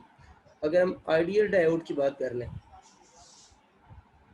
आइडियल डायोड में अगर आपसे फॉरवर्ड रेजिस्टेंस पूछे तो आइडियल डायोड में फॉरवर्ड रेजिस्टेंस ज़ीरो होती है। यानी आइडियल डायोड का अगर क्वेश्चन आ जाए, कभी लफ्ज़ लिखा हुआ देखें आप लोग, तो आइडियल डायोड में फॉरवर्ड रेजिस्टेंस क्या होगी, ज़ीरो की होगी। अब हम बात करते हैं कि रिवर्स बाइसिंग कैसी होगी, कि जब हम बोला करेंगे ये डायोड जो हम लगा रहे हैं वो किस में लगा रहे हैं, रिवर्स बाइसिंग में लगा रहे हैं, तो उसके क्वेश्चन कैसे आएंगे। रिवर्स बाइसिंग में आप लोग बातों को उल्ट कर दें, यानी पहले आप लोगों ने पी पॉजिटिव याद किया था ना, अब आप लोगों ने उसी डायोड की पी साइड के साथ जो बैटरी होगी ना, पी साइड के साथ बैटरी का नेगेटिव टर्मिनल लगाएंगे। और जो डायोड की एन साइड होगी ना, एन साइड के साथ आप लोगों ने बैटरी का कौन सा पॉजिटिव टर्मिनल लगाना। तो पी के साथ नेगेटिव लगा दें, एन के साथ पॉजिटिव लगा दें, तो डायोड रिवर्स बाइस हो जाएगी। इसकी थ्योरी आप लोगों ने एफएससी में पढ़ी हुई है। और अगर आपसे बात करें डिप्लीशन रीजन पे क्या फ़र्क पड़ेगा, डिप्लीशन रीजन या वो लफ्ज़ यूज़ करता है हाइट ऑफ पोटेंशियल बैरियर, भी समटाइम आप सुनेंगे, कोई भी लफ्ज़ यूज़ कर ले आप लोगों ने, तो इसमें इंक्रीज बोलना है, हाइट ऑफ पोटेंशियल बैरियर। ये क्या करेंगे, इनमें से कोई भी वर्ड यूज़ हो जाए, डिप्लीशन रीजन पे क्या इफेक्ट होगा या हाइट ऑफ पोटेंशियल बैरियर पे क्या इफेक्ट होगा, या सिंपल वर्ड यूज़ करें कि पोटेंशियल बैरियर पे क्या इफेक्ट होगा, तो आप लोगों ने सब केस में याद रखना है वो इंक्रीज़ करेंगे। यानी फॉरवर्ड बाइसिंग में डिप्लीशन रीजन डिक्रीज़ कर रहा था और रिवर्स बाइसिंग में जब हम बोलेंगे डायोड है तो डिप्लीशन रीजन की वैल्यू जो होगी वो आप लोगों ने बच्चों याद रखना है इंक्रीज़ कर रही होगी। ठीक है, इस केस में उसने इंक्रीज़ करना है। अब इस केस में अगर आपसे पूछते हैं ना जब डायोड रिवर्स बाइस है तो फॉरवर्ड करंट कितना होगा। जब डायोड रिवर्स बाइस होती है तो रिवर्स बाइस डायोड में फॉरवर्ड करंट ज़ीरो होगा। इसमें एक और करंट फ्लो करेगा, उसको आई आर कहते हैं। I R mean reverse current. I R का मतलब होता है रिवर्स करंट और इस करंट का एक और नेम भी होता है, इसको लीकेज करंट भी बोलते हैं ना। इसका एक नेम तो रिवर्स करंट है और इसका दूसरा नेम जो है इसको लीकेज करंट भी बोलते हैं, रिवर्स करंट और लीकेज करंट। और ये जो करंट होता है ये होता है ऑफ द माइक्रो एम्पेयर का ऑर्डर का होगा।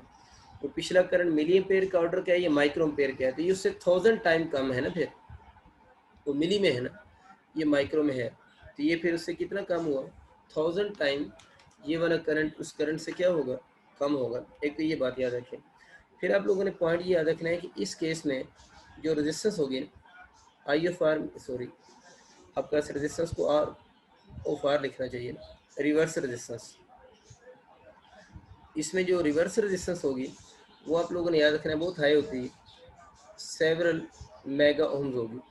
और अगर हम आइडियल डायोड की बात करें तो आइडियल डायोड में रिवर्स जो रेजिस्टेंस होगी वो इनफाइनाइट होगी। और इसमें अगर डायोड रिवर्स बाइसिंग में लगी हुई है, रेजिस्टेंस इनफाइनाइट का मतलब क्या है, बिहेव लाइक ओपन सर्किट, क्योंकि ओपन सर्किट की रेजिस्टेंस भी तो इनफाइनाइट ही होगी। तो आप लोग ये बात याद रख रहे हैं कि अगर का डायोड रिवर्स बाइसिंग में होगी तो हम बोलेंगे उसमें फॉरवर्ड करंट तो फ्लो ही नहीं कर रहा, रिवर्स करंट बहुत स्मॉल फ्लो करता है जो कि माइक्रो एम्पेयर का ऑर्डर का होता है। इसकी रेजिस्टेंस बहुत हाई होती है और आइडियल केस में इनफाइनाइट हो जाती है, जिसकी वजह से हम बोलते हैं कि इसमें फॉरवर्ड करंट की वैल्यू जो होगी वो अप्रोक्सीमेट इक्वल टू 0 हो जाएगी। बस एक दो छोटी सी बातें और करता हूँ फिर हम इसको स्टार्ट कर लेते हैं। हमारा जो उसमें बेसिक टॉपिक जो है वो बाइसिंग पे जो हमसे बात करवाना चाह रहे हैं, फिर हम इस बाइसिंग को भी अपना डिटेल से डिस्कस कर लेते हैं, ठीक है। अच्छा, ये मैं आइडिया हो गया। अब हम कुछ ऐसी एग्जांपल्स या डायग्राम्स देख लेते हैं जिन डायग्राम्स में से आपको थोड़ा सा ये आइडिया हो जाएगा कि डायोड फॉरवर्ड बाइस है या डायोड आपकी रिवर्स बाइस है। इसमें आप एक हिंट अपने पास लिख लें तो ज़्यादा अच्छा हो जाएगा, कब डायोड फॉरवर्ड बाइस होगी और कब डायोड रिवर्स बाइस होगी। तो आप लोग याद रख लें कि अगर पी जो होगा ना, पी जो साइड है ना, अगर पी साइड जो होगी वो मोर पॉजिटिव हो देन एन से, ठीक है ना, अगर पी साइड मोर पॉजिटिव हो देन एन से तो डायोड जो होगी वो कौन सी होगी, फॉरवर्ड बाइस होगी। बस ये एक हिंट याद रख लें, ये अगर आपको पता हो तो बात चल जाता है, ठीक है। और एक और चीज़ याद रखते हैं, पोटेंशियल की अगर बात करें, -5 वोल्ट बड़ा हो या आपसे पूछे -7 वोल्ट बड़ा है तो हम बोलेंगे -5 वोल्ट बड़ा पोटेंशियल है देन किससे, -7 वोल्ट से, ये बात याद रखनी है।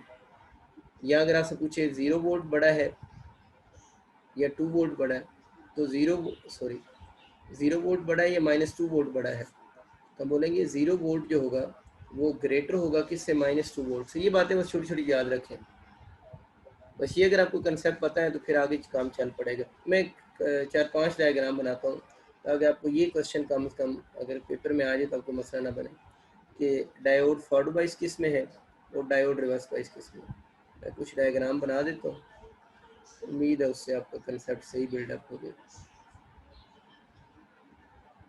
इसमें आपके पास पेपर में ये एमसीक्यू आएगा, डायग्राम बनी हुई आएगी और आप लोगों ने बताना होगा डायोड फॉरवर्ड बाइस है या डायोड रिवर्स बाइस है। सपोज करें ये तो पता है ना भी लिखो, ये पी साइड है या एन साइड है। अगर पी साइड +5 वोल्ट पे हो, ठीक है ना, और एन साइड को वो ग्राउंड कर दें, ग्राउंड का मतलब 0 वोल्ट है ना, तो मुझे तो पी का पोटेंशियल ज़्यादा है या एन का पोटेंशियल ज़्यादा है। अगर पी का पोटेंशियल ज़्यादा हो एन से इसका मतलब फॉरवर्ड बाइस है, पी का पोटेंशियल अगर एन से ज़्यादा हो तो फॉरवर्ड बाइस है, एन का पोटेंशियल ज़्यादा हो पी से तो रिवर्स बाइस होगी। यहाँ देखो पी का कितना पोटेंशियल है +5, इसका कितना है 0, ये तो बड़ी आसान सी बात है। ये डायोड कौन सी होगी, फॉरवर्ड बाइस होगी। अक्सर बच्चे सोचते हैं एन के साथ नेगेटिव लगाएं तभी वो रिवर्स बाइस होगी, ये कोई कंसेप्ट नहीं है। पी का पोटेंशियल ज़्यादा होना चाहिए एन के पोटेंशियल से, तो ये पी का पोटेंशियल ज़्यादा है एन के पोटेंशियल से तो डायोड कौन सी है, फॉरवर्ड बाइस है। एक और एग्जांपल लेते हैं, आप इसमें ये ले लें ये -1 वोल्ट है और ये -2 वोल्ट है, तो मुझे बताएं किसका पोटेंशियल ज़्यादा है। मैंने भी आपको क्या बताया था, -1 वोल्ट ज़्यादा होता है -2 वोल्ट से ना, तो पी पॉजिटिव है ना with respect to N side. P positive का मतलब क्या है कि एन साइड का पोटेंशियल, सॉरी पी साइड का पोटेंशियल ज़्यादा है एन साइड के पोटेंशियल से। तो अगर पी का पोटेंशियल ज़्यादा है एन साइड के पोटेंशियल से तो ये वाली जो डायोड होगी बच्चों, ये वाली भी कौन सी है, फॉरवर्ड बाइस है डायोड, ठीक है। पी का पोटेंशियल ज़्यादा होगा एन से तो डायोड फॉरवर्ड बाइस होगी, और ज़्यादा होने के मैंने नेगेटिव में मीनिंग बता दी आपको। -1 वोल्ट बड़ा है -2 वोल्ट से। और एग्जांपल लेते हैं, अगर कंसेप्ट सही बिल्डअप हो। सपोज करें ये पी साइड को, ये पता नहीं सिंबल ग्राउंड की होती है, इसको ग्राउंड कर दिए, और इस तरफ जो पोटेंशियल आप लोगों ने दिया है वो +5 वोल्ट दे दिए। इसी को अपोजिट कर दिया, वैसे मैंने इसको 0 पे कर दिया। पी क्या है, पॉजिटिव है, एन भी पॉजिटिव है। अब ये फॉरवर्ड है, ये रिवर्स है, तो देखें पी क्या मोर पॉजिटिव है।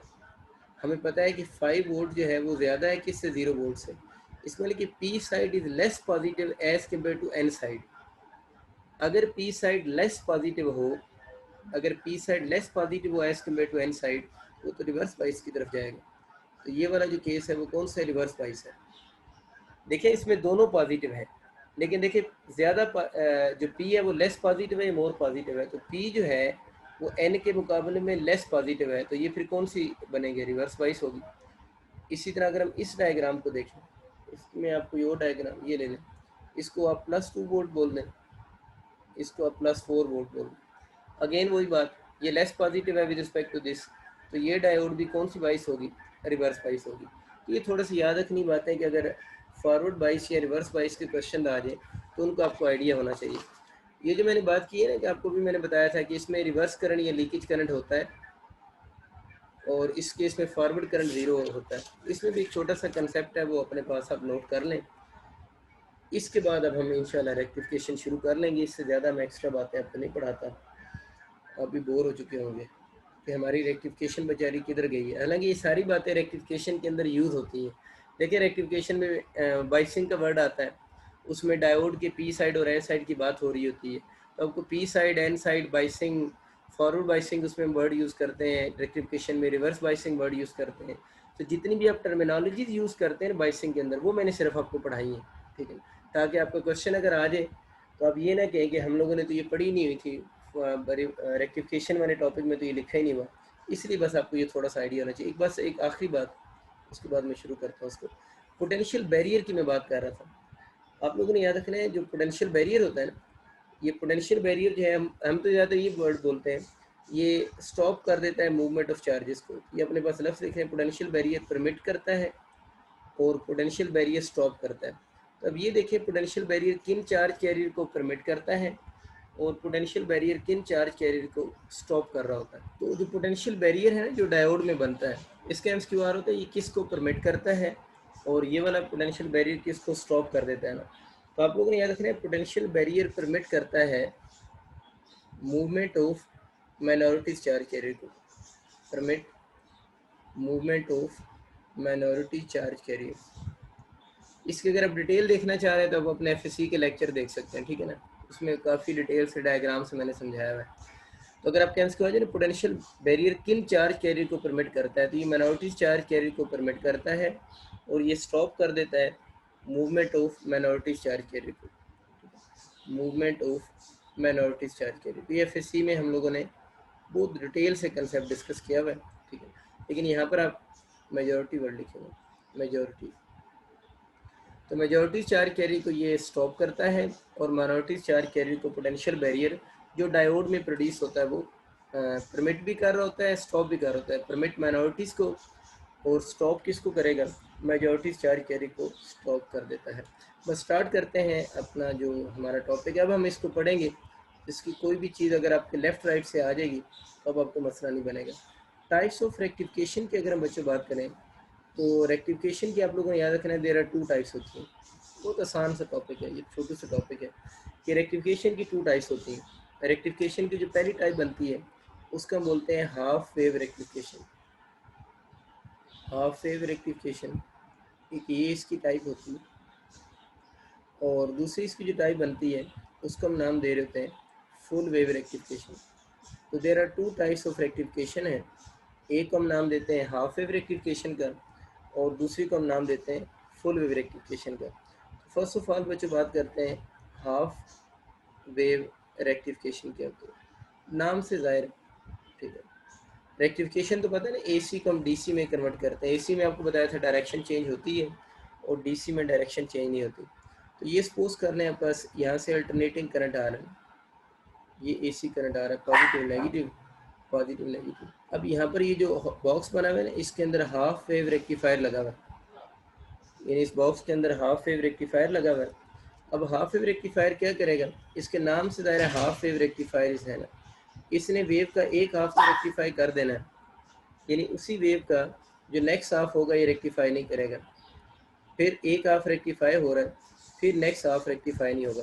ये भी इसकी डायग्राम हो सकती है और इसकी डायग्राम यूँ भी बन सकती है, यानी आपका ये पॉजिटिव हाफ स्किप हो गया, नेगेटिव हाफ आपको ऑब्टेंड हो जाए, फिर पॉजिटिव हाफ स्किप हो गया और नेगेटिव हाफ आपको ऑब्टेंड हो जाए। तो ये दोनों डायग्राम हाफ वेव रेक्टिफिकेशन की है, मतलब इसमें हाफ वेव रेक्टिफाई होती है। पता नहीं ये भी डीसी की डायग्राम है और ये भी डीसी है। डीसी क्या होता है, उसमें डायरेक्शन चेंज नहीं होती है, या इसमें नेगेटिव हाफ बनेंगे या उसमें पॉजिटिव हाफ बनेंगे। हाफ वेव रेक्टिफिकेशन क्यों कहते हैं, एक हाफ जरूर ज़ाया होगा, अगर आपको पॉजिटिव मिलेंगे तो नेगेटिव ज़ाया होगा, और अगर आपको नेगेटिव मिलेंगे तो कौन सा, पॉजिटिव हाफ आपका ज़ाया हो जाएगा।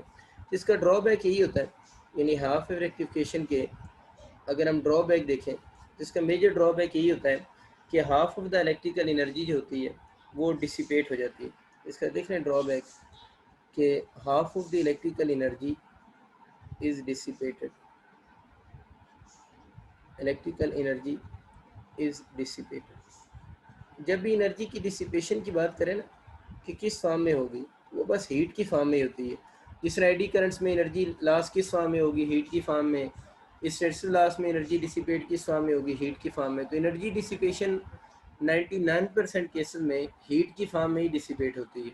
इलेक्ट्रिकल सर्किट्स की बात कर रहा हूँ। तो half of the electrical energy is dissipated. अगर पूछेगा किस फॉर्म में डिसिपेट होगी, तो वो आप लोगों ने कह देना है कि हीट की फॉर्म में डिसिपेट हो जाएगी। ठीक है। अच्छा, इसके दो थोड़े एडवांस लेवल के क्वेश्चन है, वो हम आप लोग देख लें।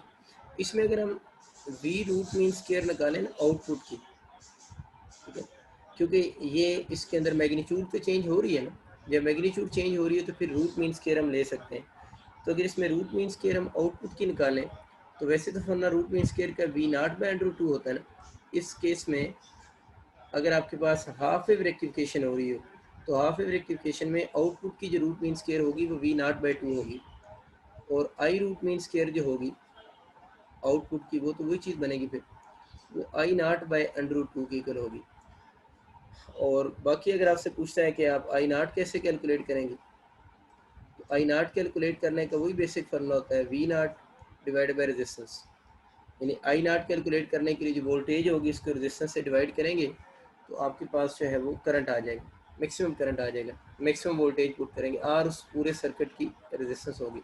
अब ये कैसे हो गया है कि ये कैसे आ रहा है, हम लोगों ने तो पढ़ा हुआ था कि V naught by under root 2 होगा। इसको ज़रा देख लें कि इसकी वजह क्या है।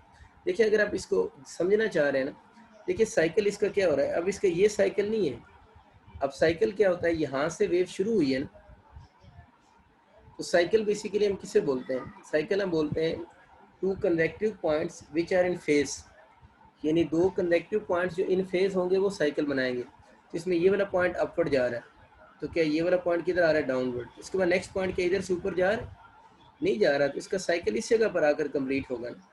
तो इसका वन साइकिल यहाँ से यहाँ तक होगा। हाफ वेव रेक्टिफिकेशन का वन साइकिल में ये रिपल और ये स्मूथ पोर्शन दोनों मिलकर वन साइकिल बनते हैं। यानी हाफ वेव रेक्टिफिकेशन का वन साइकिल अगर मैं यहाँ पर बनाऊँ तो इसके वन साइकिल में रिपल प्लस ये वाला पोर्शन इससे पहले तक, यानी यहाँ तक उसका वन साइकिल होगा। ये बात दोबारा समझ लें, हाफ वेव रेक्टिफिकेशन की बात हो रही है क्योंकि टू इन फेज पॉइंट्स, इस पॉइंट के साथ फेज इसी का मैच करता है। ये अपवर्ड जा रहा है, फेज छोड़े, सेंस ऑफ वाइब्रेशन देख लें, इसका सेंस ऑफ वाइब्रेशन अपवर्ड है तो नेक्स्ट इसका सेंस ऑफ वाइब्रेशन अपवर्ड है। अब अगर आप इसकी रूट मीन स्क्वायर निकालना चाह रहे हैं तो अब ये वाला पॉइंट लेंगे, इस पे 0 वोल्ट है, इस पे वोल्ट कौन सी है, वी नॉट है, इस पे कितनी है 0 वोल्ट है, इस पे भी 0 है। तो आप लोगों ने पूरा साइकिल देखना होता है ना, और रूट मीन स्क्वायर में पहले स्क्वायर करते हैं, तो स्क्वायर करें 0 का स्क्वायर प्लस क्या हो जाएगा वी नॉट का स्क्वायर प्लस इस पॉइंट का स्क्वायर प्लस इस पॉइंट का स्क्वायर। तो साइकिल में आप लोगों ने 4 पॉइंट्स लिए, this this this and this, divided by क्या हो जाएगा, स्क्वायर तो हो गया, उसके बाद मीन लेना है तो किससे डिवाइड करेंगे, 4 से। 4 से क्यों डिवाइड किया, साइकिल पूरा करने के लिए आपको 4 पॉइंट्स लेने पड़ेंगे। समझ आ गई बात की ना, 4 पॉइंट्स इसमें लेते हैं। स्केयर भी हो गया, मीन भी हो गया, एंड पे क्या कह रहे हैं, इसका क्या लेना है, रूट लेना है। अब रूट लेके सॉल्व करो तो क्या बनेगा, V0 का स्केयर V0 और 4 का स्केयर 2, तो 2 ही आ गया। ये असल में इसकी थोड़ी सी स्टोरी होती है। और इसका वन साइकिल आपको समझ आ गया ना, यहाँ तक इसका वन साइकिल बनेगा। साइकिल उन वो दो पॉइंट्स के दरमियान में वन साइकिल होता है जिनका सेंस ऑफ वाइब्रेशन सेम हो।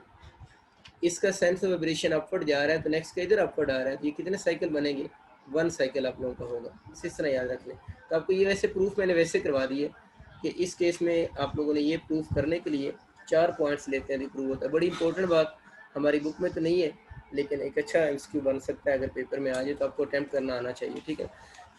अच्छा, दूसरा कंसेप्ट जो मेजर है, जिसके क्वेश्चन ज़्यादा आते हैं, वो ये है कि इस हाफ वेव रेक्टिफिकेशन में फ्रीक्वेंसी पे क्या फ़र्क पड़ेगा। यानी अगर हम फ्रीक्वेंसी की बात करेंगे, इसमें आप लोगों ने याद रखना है, इसमें आउटपुट की जो फ्रीक्वेंसी होगी ना, आउटपुट का हम रिपल फ्रीक्वेंसी भी लोग यूज़ करते हैं, क्योंकि आउटपुट पे रिपल बन रहे हैं ना, वो अप एंड डाउनवर्ड आ रहे हैं, वो इक्वल टू होगी इनपुट एसी के। इनपुट पे तो हम एसी दे रहे हैं, इस केस में फ्रीक्वेंसी सेम रहती है। तो हाफ वेव रेक्टिफिकेशन में आउटपुट की फ्रीक्वेंसी और इनपुट की फ्रीक्वेंसी आपस में सेम होती है। बड़ी अजीब बात है वैसे कि फ्रीक्वेंसी सेम है। ज़रा देखिए कितने साइकिल है, यहाँ से यहाँ तक पता है ना, न्यू टाइम पीरियड यहाँ शुरू हो जाएगा, नेक्स्ट साइकिल इधर से होगा ना। ये कितने साइकिल हैं। और अभी हम इससे अगर डीसी बनाते हैं तो यहाँ से आपको पॉजिटिव हाफ मिला, फिर ये मिला, इसका भी यहाँ से यहाँ तक कितने साइकिल है, वन साइकिल। फ्रीक्वेंसी की डेफिनेशन क्या होती है, number of cycles per unit time, यानी इसकी डेफिनेशन होती है number of cycle per unit time. तो देखिए टाइम तो दोनों तरफ आप लोग सेम ले रहे हैं ना, यहाँ से यहाँ तक का टाइम और यहाँ से यहाँ तक का टाइम तो सेम होगा। अगर टाइम सेम है, क्योंकि इसका साइकिल इधर से शुरू हो रहा है, नेक्स्ट साइकिल, इसका नेक्स्ट साइकिल इधर से शुरू हो रहा है, इसका नेक्स्ट साइकिल इधर से शुरू होगा, इसका नेक्स्ट साइकिल इधर से शुरू होगा, तो टाइम तो सेम है। और सेम टाइम में साइकिल इसके देखें, एक साइकिल आ रहा है, इसका भी एक साइकिल आ रहा है, तो नंबर ऑफ साइकिल भी सेम है, टाइम भी सेम है, तो फ्रीक्वेंसी फिर क्या हुई, सेम हुई ना। तो आउटपुट और इनपुट की फ्रीक्वेंसी सेम होती है। अगर किसी को डाउट भी है तो जब फुल वेव रेक्टिफिकेशन में ये कंसेप्ट समझाऊंगा तो आपको और ज़्यादा क्लियर हो जाएगा। लेकिन frequency basically number of cycle per unit time होती है। इस टाइम में कितने साइकिल आ रहे हैं एसी के, एक साइकिल। इस सेम टाइम में, टाइम सेम कर लेना, सेम टाइम में डीसी के कितने साइकिल आ रहे हैं, यहाँ से यहाँ तक कितने साइकिल है, एक साइकिल ही है। इसका मतलब क्या है, फिक्स टाइम में नंबर ऑफ साइकिल सेम है, तो फ्रीक्वेंसी मस्ट भी क्या होनी चाहिए, सेम होनी चाहिए। ये हम कह भी रहे हैं। अगर फ्रीक्वेंसी सेम है आउटपुट की और इनपुट की, तो आउटपुट का टाइम पीरियड और इनपुट का टाइम पीरियड भी फिर क्या होगा, सेम होगा। यानी आउटपुट का और इनपुट का जो टाइम पीरियड होगा वो भी आप लोगों का सेम रहेगा। बहुत आसान से कंसेप्ट लोगों ने याद रखना। फिर आप कैंस क्यों आ सकता है कि हम पढ़ तो हाफ वेव रेक्टिफिकेशन रहे हैं ना, हाफ वेव रेक्टिफिकेशन में डायोड कितनी यूज़ होती है, तो इसमें आप लोगों ने याद रखना है 1 डायोड यूज़ होती है। यानी हाफ वेव रेक्टिफिकेशन में अगर वो डायोड्स की बात करता है कितनी यूज़ होंगी, तो 1 डायोड इसमें यूज़ होगी। इसकी डायग्राम दो तरह से हम बना सकते हैं। सपोज करें अगर 1 डायोड सर्किट में यूँ लगी हुई है ना, इसके साथ पता नहीं एसी सोर्स लगाएंगे और यहाँ से आप लोगों ने आउटपुट लेनी है, इसके साथ आप लोगों ने रजिस्टर लगा दी। सपोज करें इसका आप इनपुट पे साइकिल दे रहे हैं, ये एसी साइकिल दे रहे हैं, ये इसका पॉजिटिव हाफ नेगेटिव हाफ, 0 से T/2 तक पॉजिटिव, आगे T/2 से T तक नेगेटिव। देखिए ये इसकी P साइड है, ये इसकी N साइड है। हम क्या कहते हैं, हम कहते हैं 0 से लेकर T/2 तक, 0 से लेकर T/2 तक इसकी जो P साइड होगी, P के साथ कौन सा टर्मिनल कनेक्ट होगा, ऊपर पॉजिटिव बनाएंगे ना, और N के साथ कौन सा कनेक्ट होगा, नेगेटिव नहीं कनेक्ट होगा। तो 0 से लेकर T/2 तक P के साथ कौन सा कनेक्ट होगा, इधर पॉजिटिव आ जाएगा, और N के साथ कौन सा कनेक्ट होगा, नेगेटिव। तो 0 से लेकर T/2 तक P पॉजिटिव N नेगेटिव, तो 0 से लेकर T/2 तक ये वाली डायोड जो है वो क्या होगी, फॉरवर्ड बाइस होगी।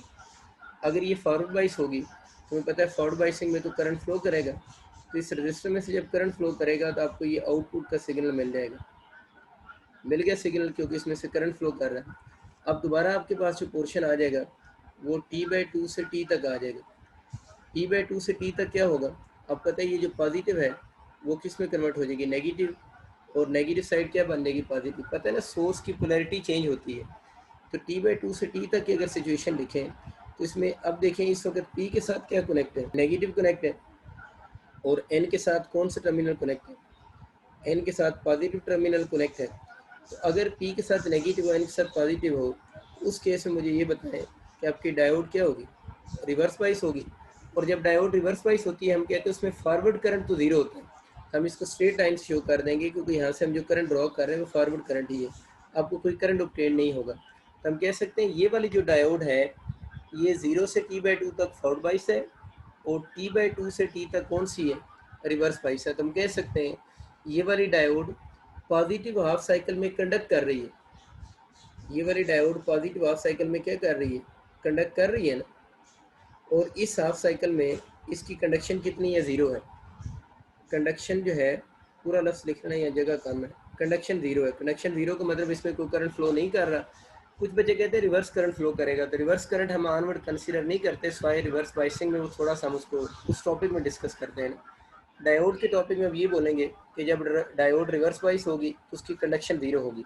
तब यहाँ से कुछ बच्चे रॉन्ग कंसेप्ट ये बना लेते हैं कि डायोड पॉजिटिव हाफ में कंडक्ट करती है, नेगेटिव हाफ में कंडक्ट नहीं करती। ये कंसेप्ट रॉन्ग है।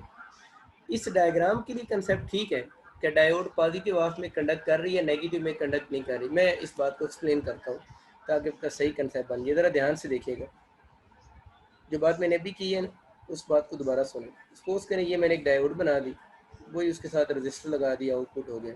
ये हम इसको पॉजिटिव हाफ दे रहे हैं, पॉजिटिव हाफ नेगेटिव, 0 से t/2 और t हो गया। अब मुझे ये बताएं कि ये वाली जो डायोड है इसकी ये साइड कौन सी, n होगी, ये p है। तो 0 से t/2 तक हमें पता है ना, इसके ऊपर पॉजिटिव होगा, नीचे नेगेटिव होगा। तो इसकी जो p साइड है, p साइड के साथ 0 से t/2 तक ऊपर पॉजिटिव नीचे नेगेटिव होगा। इसकी p साइड के साथ क्या कनेक्ट है, नेगेटिव नहीं कनेक्ट। n साइड के साथ क्या कनेक्ट होगा, पॉजिटिव कनेक्ट होगा। अब n के साथ पॉजिटिव, p के साथ नेगेटिव, तो ये सारी बातें किसकी तरफ जा रही हैं, रिवर्स बाइस की तरफ नहीं जा रही।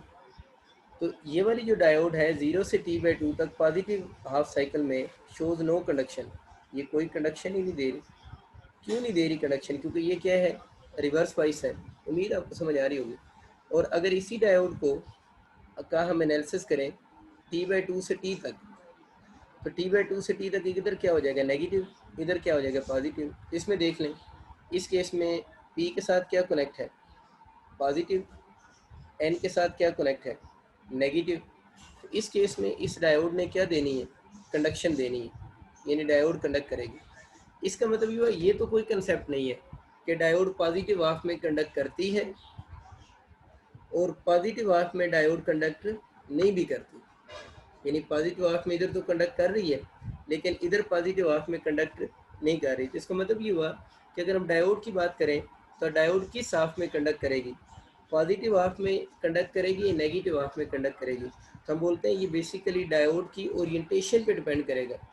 डायोड की ओरिएंटेशन, ये डायोड की ओरिएंटेशन चेंज है ना, डायोड की ओरिएंटेशन डिसाइड करेगी कि डायोड किस हाफ में कंडक्ट करेगी।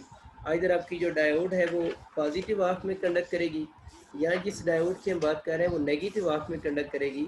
इस क्वेश्चन का आंसर आपको जो बात बता सकती है वो डायोड की क्या बताएगी, ओरिएंटेशन ही बताएगी कि वो डायोड किस हाफ में क्या करेगी, कंडक्ट कर रही होगी। ठीक है, तो इसके लिए फिर आप लाइन लिख लें क्या डायोड किस हाफ में कंडक्ट करेगी। वैसे ये पंजाब की बुक में एमसीक्यू भी है कि डायोड किस हाफ में क्या करती है, कंडक्ट करती है। इसमें आप लोग लिख सकते, इसमें देखें ना उसने एक एमसीक्यू लिखा है, मैं पंजाब की बुक से आपको दिखाता हूँ, शायद आपको नजर आ जाए। एमसीक्यू नंबर 3 है इसका कि in a half wave rectifier diode conduct during, कि हाफ वेव रेक्टिफिकेशन में डायोड कंडक्ट कब करेगी, both half of input cycle में कंडक्ट करेगी। ये बात तो रॉन्ग है, both half of input cycle पे तो डायोड हाफ वेव रेक्टिफिकेशन में कंडक्ट नहीं करती, ए ऑप्शन रॉन्ग है। बी ऑप्शन लिखे portion of positive half cycle of the input AC, a portion of negative half of the input AC, one half of the input cycle. तो ये सबसे best है कि जो आपके पास डायोड जो होगी, डायोड, ये एमसीक्यू है पंजाब की बुक में पेज 173 पे। ठीक है, तो मैं लिख सकता हूँ डायोड जो है वो किस में, हाफ वेव रेक्टिफिकेशन में कब कंडक्ट करेगी, उसका सुटेबल ऑप्शन क्या होगा, one half of input cycle में कंडक्ट करेगी। इस बात को मैं एक्सप्लेन भी करता हूँ, इस बात का मतलब क्या है, one half of input cycle का मतलब क्या है, वो वन हाफ कौन सा होगा, पॉजिटिव होगा या नेगेटिव होगा। तो one half of input cycle का मतलब ये होगा कि वो आइदर क्या होगा, आइदर वो पॉजिटिव हाफ होगा और वो कौन सा हाफ होगा, और वो नेगेटिव हाफ भी हो सकता है। तो ये वर्ड आप लोगों ने याद रखना है, बहुत इंपॉर्टेंट लाइन है इवन केपी के वालों के लिए।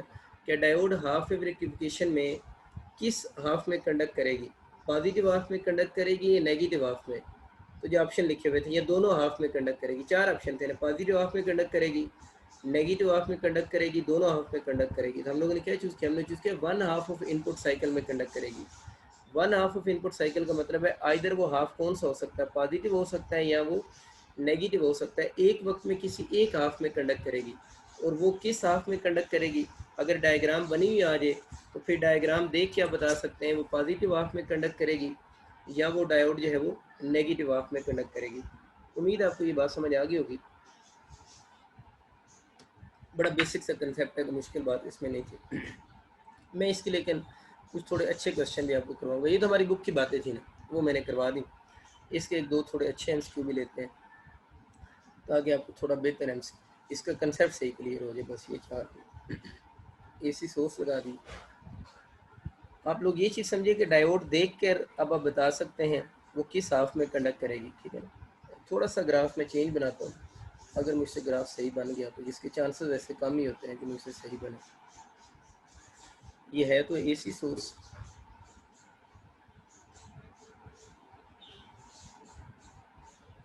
सपोज करें आपका इस तरह का ग्राफ आ गया, यहाँ से उसने टाइम 0 लिखा हुआ है, यहाँ टाइम t/4 है, यहाँ दरमियान में टाइम t/2 है, ये 3t/4 है, और इस जगह पर t पूरा हो गया।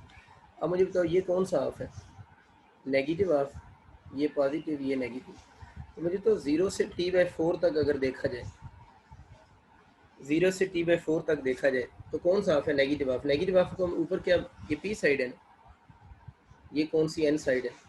तो हम नेगेटिव हाफ को क्या बनाते हैं, ऊपर हम नेगेटिव हाफ में नेगेटिव बनाते हैं, नीचे हम पॉजिटिव बनाएंगे। ये आप जल्दी से मत करोगे, 0 से t/4 तक नेगेटिव हाफ है ना, तो नेगेटिव हाफ में डायोड इस एसी सोर्स की क्या ओरिएंटेशन होती है, नेगेटिव हाफ में ऊपर नेगेटिव होता है नीचे पॉजिटिव होता है। पॉजिटिव हाफ में क्या होता है, ऊपर पॉजिटिव होता है नीचे नेगेटिव होता है। तो ये वाला सवाल मैं डायोड की इस ओरिएंटेशन के लिए सॉल्व करूंगा। आप इसी सवाल को डायोड की अपोजिट ओरिएंटेशन के लिए खुद से सॉल्व कीजिएगा, तो जितने आंसर हम अभी लिखेंगे सारे आंसर उसके रिवर्स होंगे। तो 0 से t/4 तक देखें, p के साथ नेगेटिव कनेक्ट है, n के साथ पॉजिटिव कनेक्ट है, तो यह डायोड कौन सी हो जाएगी, रिवर्स बाइस। बात खत्म होगी। अब अगर आपसे आपसे एमसीक्यू में तो कोई एक रीजन पूछेगा ना, मैं तो सारे डिस्कस करवाऊंगा ना।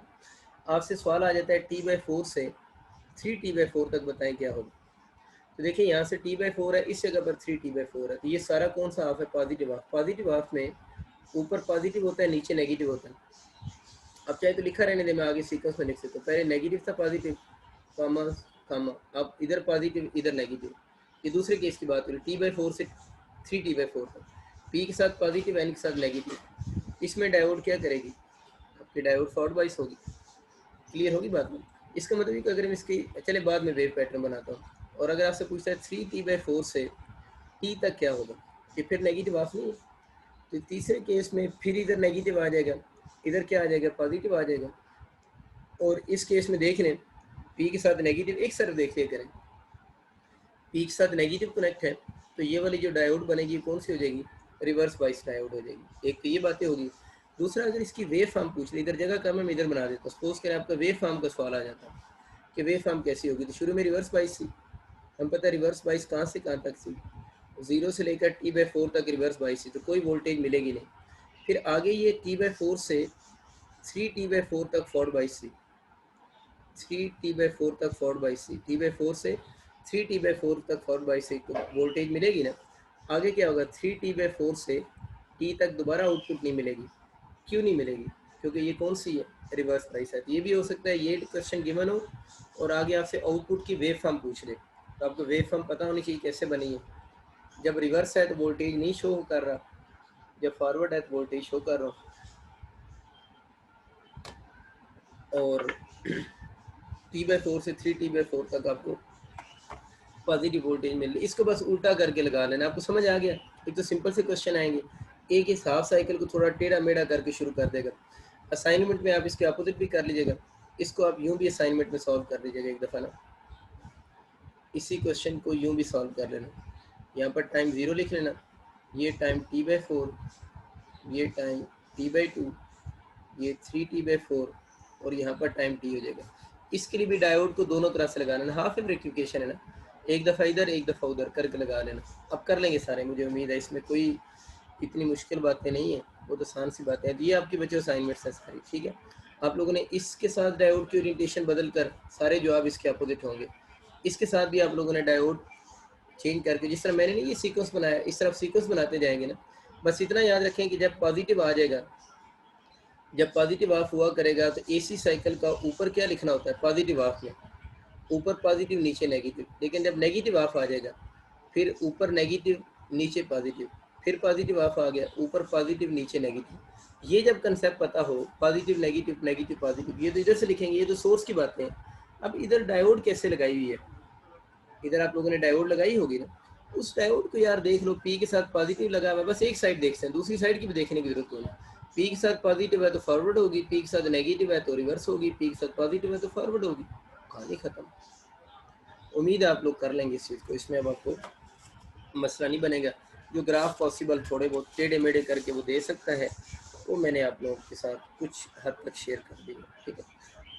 अच्छा जी, आगे चलते हैं। नेक्स्ट बच्चों जो स्टोरी है इसमें, वो हम ये बात करते हैं, एक सर्किट मैंने लास्ट ईयर भी बनाया था, मुझे बुक से अच्छा लगा था सर्किट, वो आप लोगों के साथ भी शेयर करते हैं। ये वैसे मुझे देनी असाइनमेंट चाहिए थी, लेकिन आप गुस्सा कर जाएंगे कि सारी चीज़ें असाइनमेंट दिए जा रहे हैं, इसलिए आप जज्बाती नहीं हैं। मैं आपके जज्बात के साथ नहीं खेलना चाहता, इसलिए मैं इसको खुद सॉल्व करूँगा। ये जनाब आप अपने पास फ़ोटो बना दो, इसमें मैंने अब 2 डायोड लगा दिए।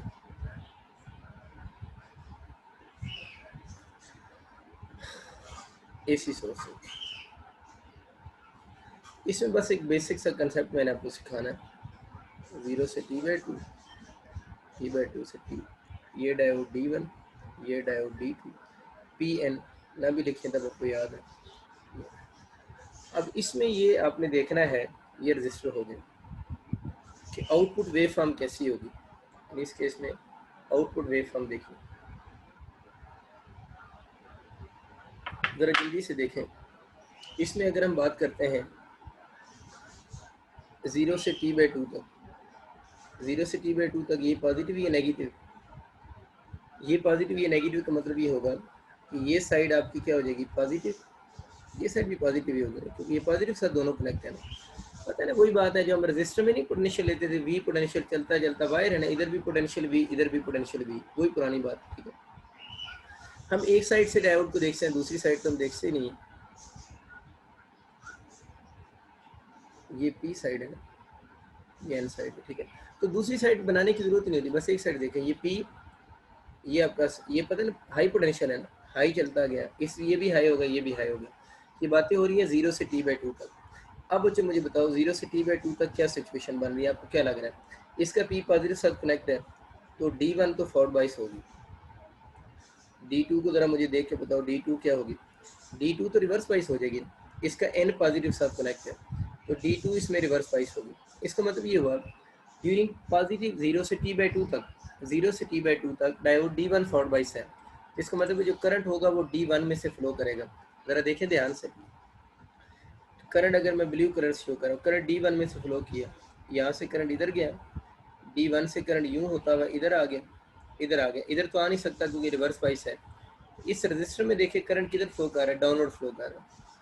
आप लोगों ने इसको पॉजिटिव ऑफ मान लेते हैं, आपको लगता है कि रजिस्टर में जब डाउनवर्ड करंट फ्लो करेगा तो आप उसको पॉजिटिव ऑफ कहेंगे। पता है डायरेक्शन का मतलब होता है ना, ये तो अगर ऊपर फ्लो करेगा तो फिर उसको नेगेटिव ऑफ कहेंगे। तो ये तो मैं समझ आ गया, तो पॉजिटिव ऑफ आपको यहाँ पर ऑब्टेंड हो गया। डायोड D1 फॉरवर्ड बाइस, D2 क्या हो जाएगी, रिवर्स बाइस। तो पूरी डायग्राम ही बना देते हैं, खत्म होगी बात। अब बात करते हैं t/2 से t तक क्या सिचुएशन होगी। मैं डायग्राम इसी को चेंज करूंगा, आप अपने समझ रहे हैं तो अब दोबारा भी जल्दी से बना लीजिए। t/2 से t तक क्या होगा, वैसे अलहदा से आप बना लें डायग्राम दोबारा से तो आपके लिए अच्छा होगा। अगर आप चाहें इसी के ऊपर डिफरेंट कलर से एरो लगा देना फिर भी ठीक है। अभी मैंने ब्लू से लगाए तो मैं नेक्स्ट ब्लैक से लगा देता हूँ। t/2 से t तक क्या होगा, t/2 से t तक ये होगा कि ये नेगेटिव हो जाएगा और ये पॉजिटिव हो जाएगा, पोलैरिटी चेंज होगी। अब जब ये नेगेटिव हुआ तो ये साइड भी नेगेटिव, ये साइड भी नेगेटिव। यही होता है ना, T/2 से T तक ये नेगेटिव ये पॉजिटिव। अगर ये नेगेटिव है तो इसका पोटेंशियल आगे जाएगा नहीं, ये भी नेगेटिव होगा ये भी नेगेटिव। डायोड D1 का P नेगेटिव साथ कनेक्ट है। अगर P नेगेटिव साथ कनेक्ट है तो डायोड D1 कौन सी होगी, रिवर्स बाइस होगी। इसका P नेगेटिव साथ कनेक्ट है। उम्मीद आपको समझ आ रही होगी। मैंने बताया ये नेगेटिव, ये नेगेटिव, ये पॉजिटिव अब काउंट होता है, तो ये नेगेटिव इधर से चला ना, इधर भी नेगेटिव इधर भी नेगेटिव। डायोड D2 को देखो, इसके N जो है वो नेगेटिव साथ कनेक्ट है। N नेगेटिव साथ कनेक्ट अभी थोड़ी देर पहले क्या पढ़ाया था, फॉरवर्ड बाइस। तो डायोड D2 जो होगी वो कौन सी हो जाएगी, फॉरवर्ड बाइस हो जाएगी। उम्मीद है थोड़ी सी खिचड़ी मची है लेकिन आपको समझ आ रही होगी। दो ही सिंबल है, बस नेगेटिव पॉजिटिव के ऊपर ले जाओ। अब डायोड D2 में से करंट फ्लो करेगा। अब D1 में से नहीं, किस में, D2 में। और करंट पता है कन्वेंशनल करंट लेते हैं। तो डायोड D2 का जब बात कर रहे हैं दूसरे हाफ की, ये वाले डिस्कस हो रहे हैं ना, ये नेगेटिव है और ये पॉजिटिव है, ये दोनों नेगेटिव। मैं सर्कल बना देता हूँ ताकि आपको याद रहे। अब डायोड D2 पॉजिटिव है। कुछ बच्चे सोचते हैं हम इधर से करंट बना लें, तो क्या कन्वेंशन इलेक्ट्रॉनिक तो नहीं बनाना है, कन्वेंशनल बनाना है, तो पॉजिटिव से शुरू होगा। तो डायोड D2 जब फॉरवर्ड बाइस होगी तो करंट यूँ फ्लो करेगा, इधर से करंट यूँ वायर में यूँ गुजरेगा, यूँ गुजरा। अब देखिए वो करंट रजिस्टर में तो अपवर्ड नहीं गुजरा। अब अगर रजिस्टर में पहले डाउनवर्ड को आप लोगों ने पॉजिटिव माना है, तो जब इस रजिस्टर में अपवर्ड करंट गुजरेगा तो उसको तो हम नेगेटिव मानेंगे ना फिर। अब देख रहे हैं इसमें करंट यहाँ पर आया, उधर जा नहीं सकता था, इस रजिस्टर D2 में से गुजरा, सॉरी डायोड D2 में से गुजरा, और यूँ करंट चलते चलते इसका पाथ क्या हो गया, कंप्लीट हो गया। इसका मतलब ये हुआ कि जब डायोड D2 फॉरवर्ड बाइस हुई तो करंट इसमें इस रास्ते से फ्लो किया। इसका मतलब कोई फ़ायदे नहीं हुआ। इस केस में तो इसकी इनपुट जो है वो भी क्या है, AC है, और इस केस में इसकी जो आउटपुट है वो भी क्या होगी, AC होगी। इसमें गलती अक्सर बच्चों को ये लगती है, वो ये समझते हैं शायद ये 2 डायोड्स हैं तो फुल वेव रेक्टिफिकेशन हो रही है। तो इस डायग्राम को आप 2 दफ़ा बनाएंगे तो आपको ज़्यादा बात क्लियर हो जाएगी। तो ये थोड़ा ख्याल रखें कि अगर ये वाला सर्किट आ जाए तो इसकी अगर आपसे आउटपुट की वेव फॉर्म पूछे तो अक्सर बच्चे जल्दी में इसकी वेव फॉर्म ये वाली चूज़ करते हैं, वो कहते हैं ये वाली वेव फॉर्म बन जाएगी, क्योंकि उनको लगता है फुल वेव रेक्टिफिकेशन हो रही है। तो ये रॉन्ग है, आपके सामने है। पहले करंट यूँ फ्लो करके गया, जब दूसरी दफ़ा ये पॉजिटिव बना तो करंट यूँ अपवर्ड फ्लो करके गया। तो रजिस्टर में दोनों हाफ में करंट की डायरेक्शन अपोजिट हो रही है, जिसकी वजह से हम बोलेंगे कि ये जो रेक्टिफिकेशन है, इस रेक्टिफिकेशन में आपके पास रेक्टिफिकेशन सॉरी हो ही नहीं रही, इनपुट भी AC है, और इस केस में आपकी जो आउटपुट बन रही है वो भी आपकी क्या होगी, AC होगी। बहुत अच्छा क्वेश्चन है, कंफ्यूज आपको कर सकता है एग्ज़ाम में। आप लोगों ने बस यही चंद पॉइंट्स माइंड में रखने हैं। अब अच्छा हम बात कर रहे हैं फुल वेव रेक्टिफिकेशन की। अगर हम फुल वेव रेक्टिफिकेशन की बात करें तो फुल वेव रेक्टिफिकेशन में आप लोगों ने ये पॉइंट याद रखना है कि इसके अंदर फुल वेव रेक्टिफिकेशन की 2 टाइप्स होती हैं। उनमें से एक तो हम बोलते हैं, उसको हम कहते हैं ब्रिज रेक्टिफायर। एक को हम नाम दे रहे होते हैं ब्रिज रेक्टिफायर। यानी फुल वेव रेक्टिफिकेशन की 2 टाइप्स होती हैं। एक आपका ब्रिज रेक्टिफायर होता है और एक हम बोल देते हैं centre tap rectifier. Centre tap rectifier. तो फुल वेव रेक्टिफायर 2 तरह के होते हैं, एक ब्रिज रेक्टिफायर होता है और एक सेंटर टैप रेक्टिफायर होता है। ब्रिज रेक्टिफायर भी फुल वेव रेक्टिफायर है, इसमें 4 डायोड यूज़ होती हैं, 4 डायोड यूज़ होंगी। लेकिन सेंटर टैप रेक्टिफायर में 2 डायोड यूज़ होते हैं। यानी इसमें 4 डायोड यूज़ होती हैं लेकिन सेंटर टैप रेक्टिफायर में 2 डायोड यूज़ होती हैं।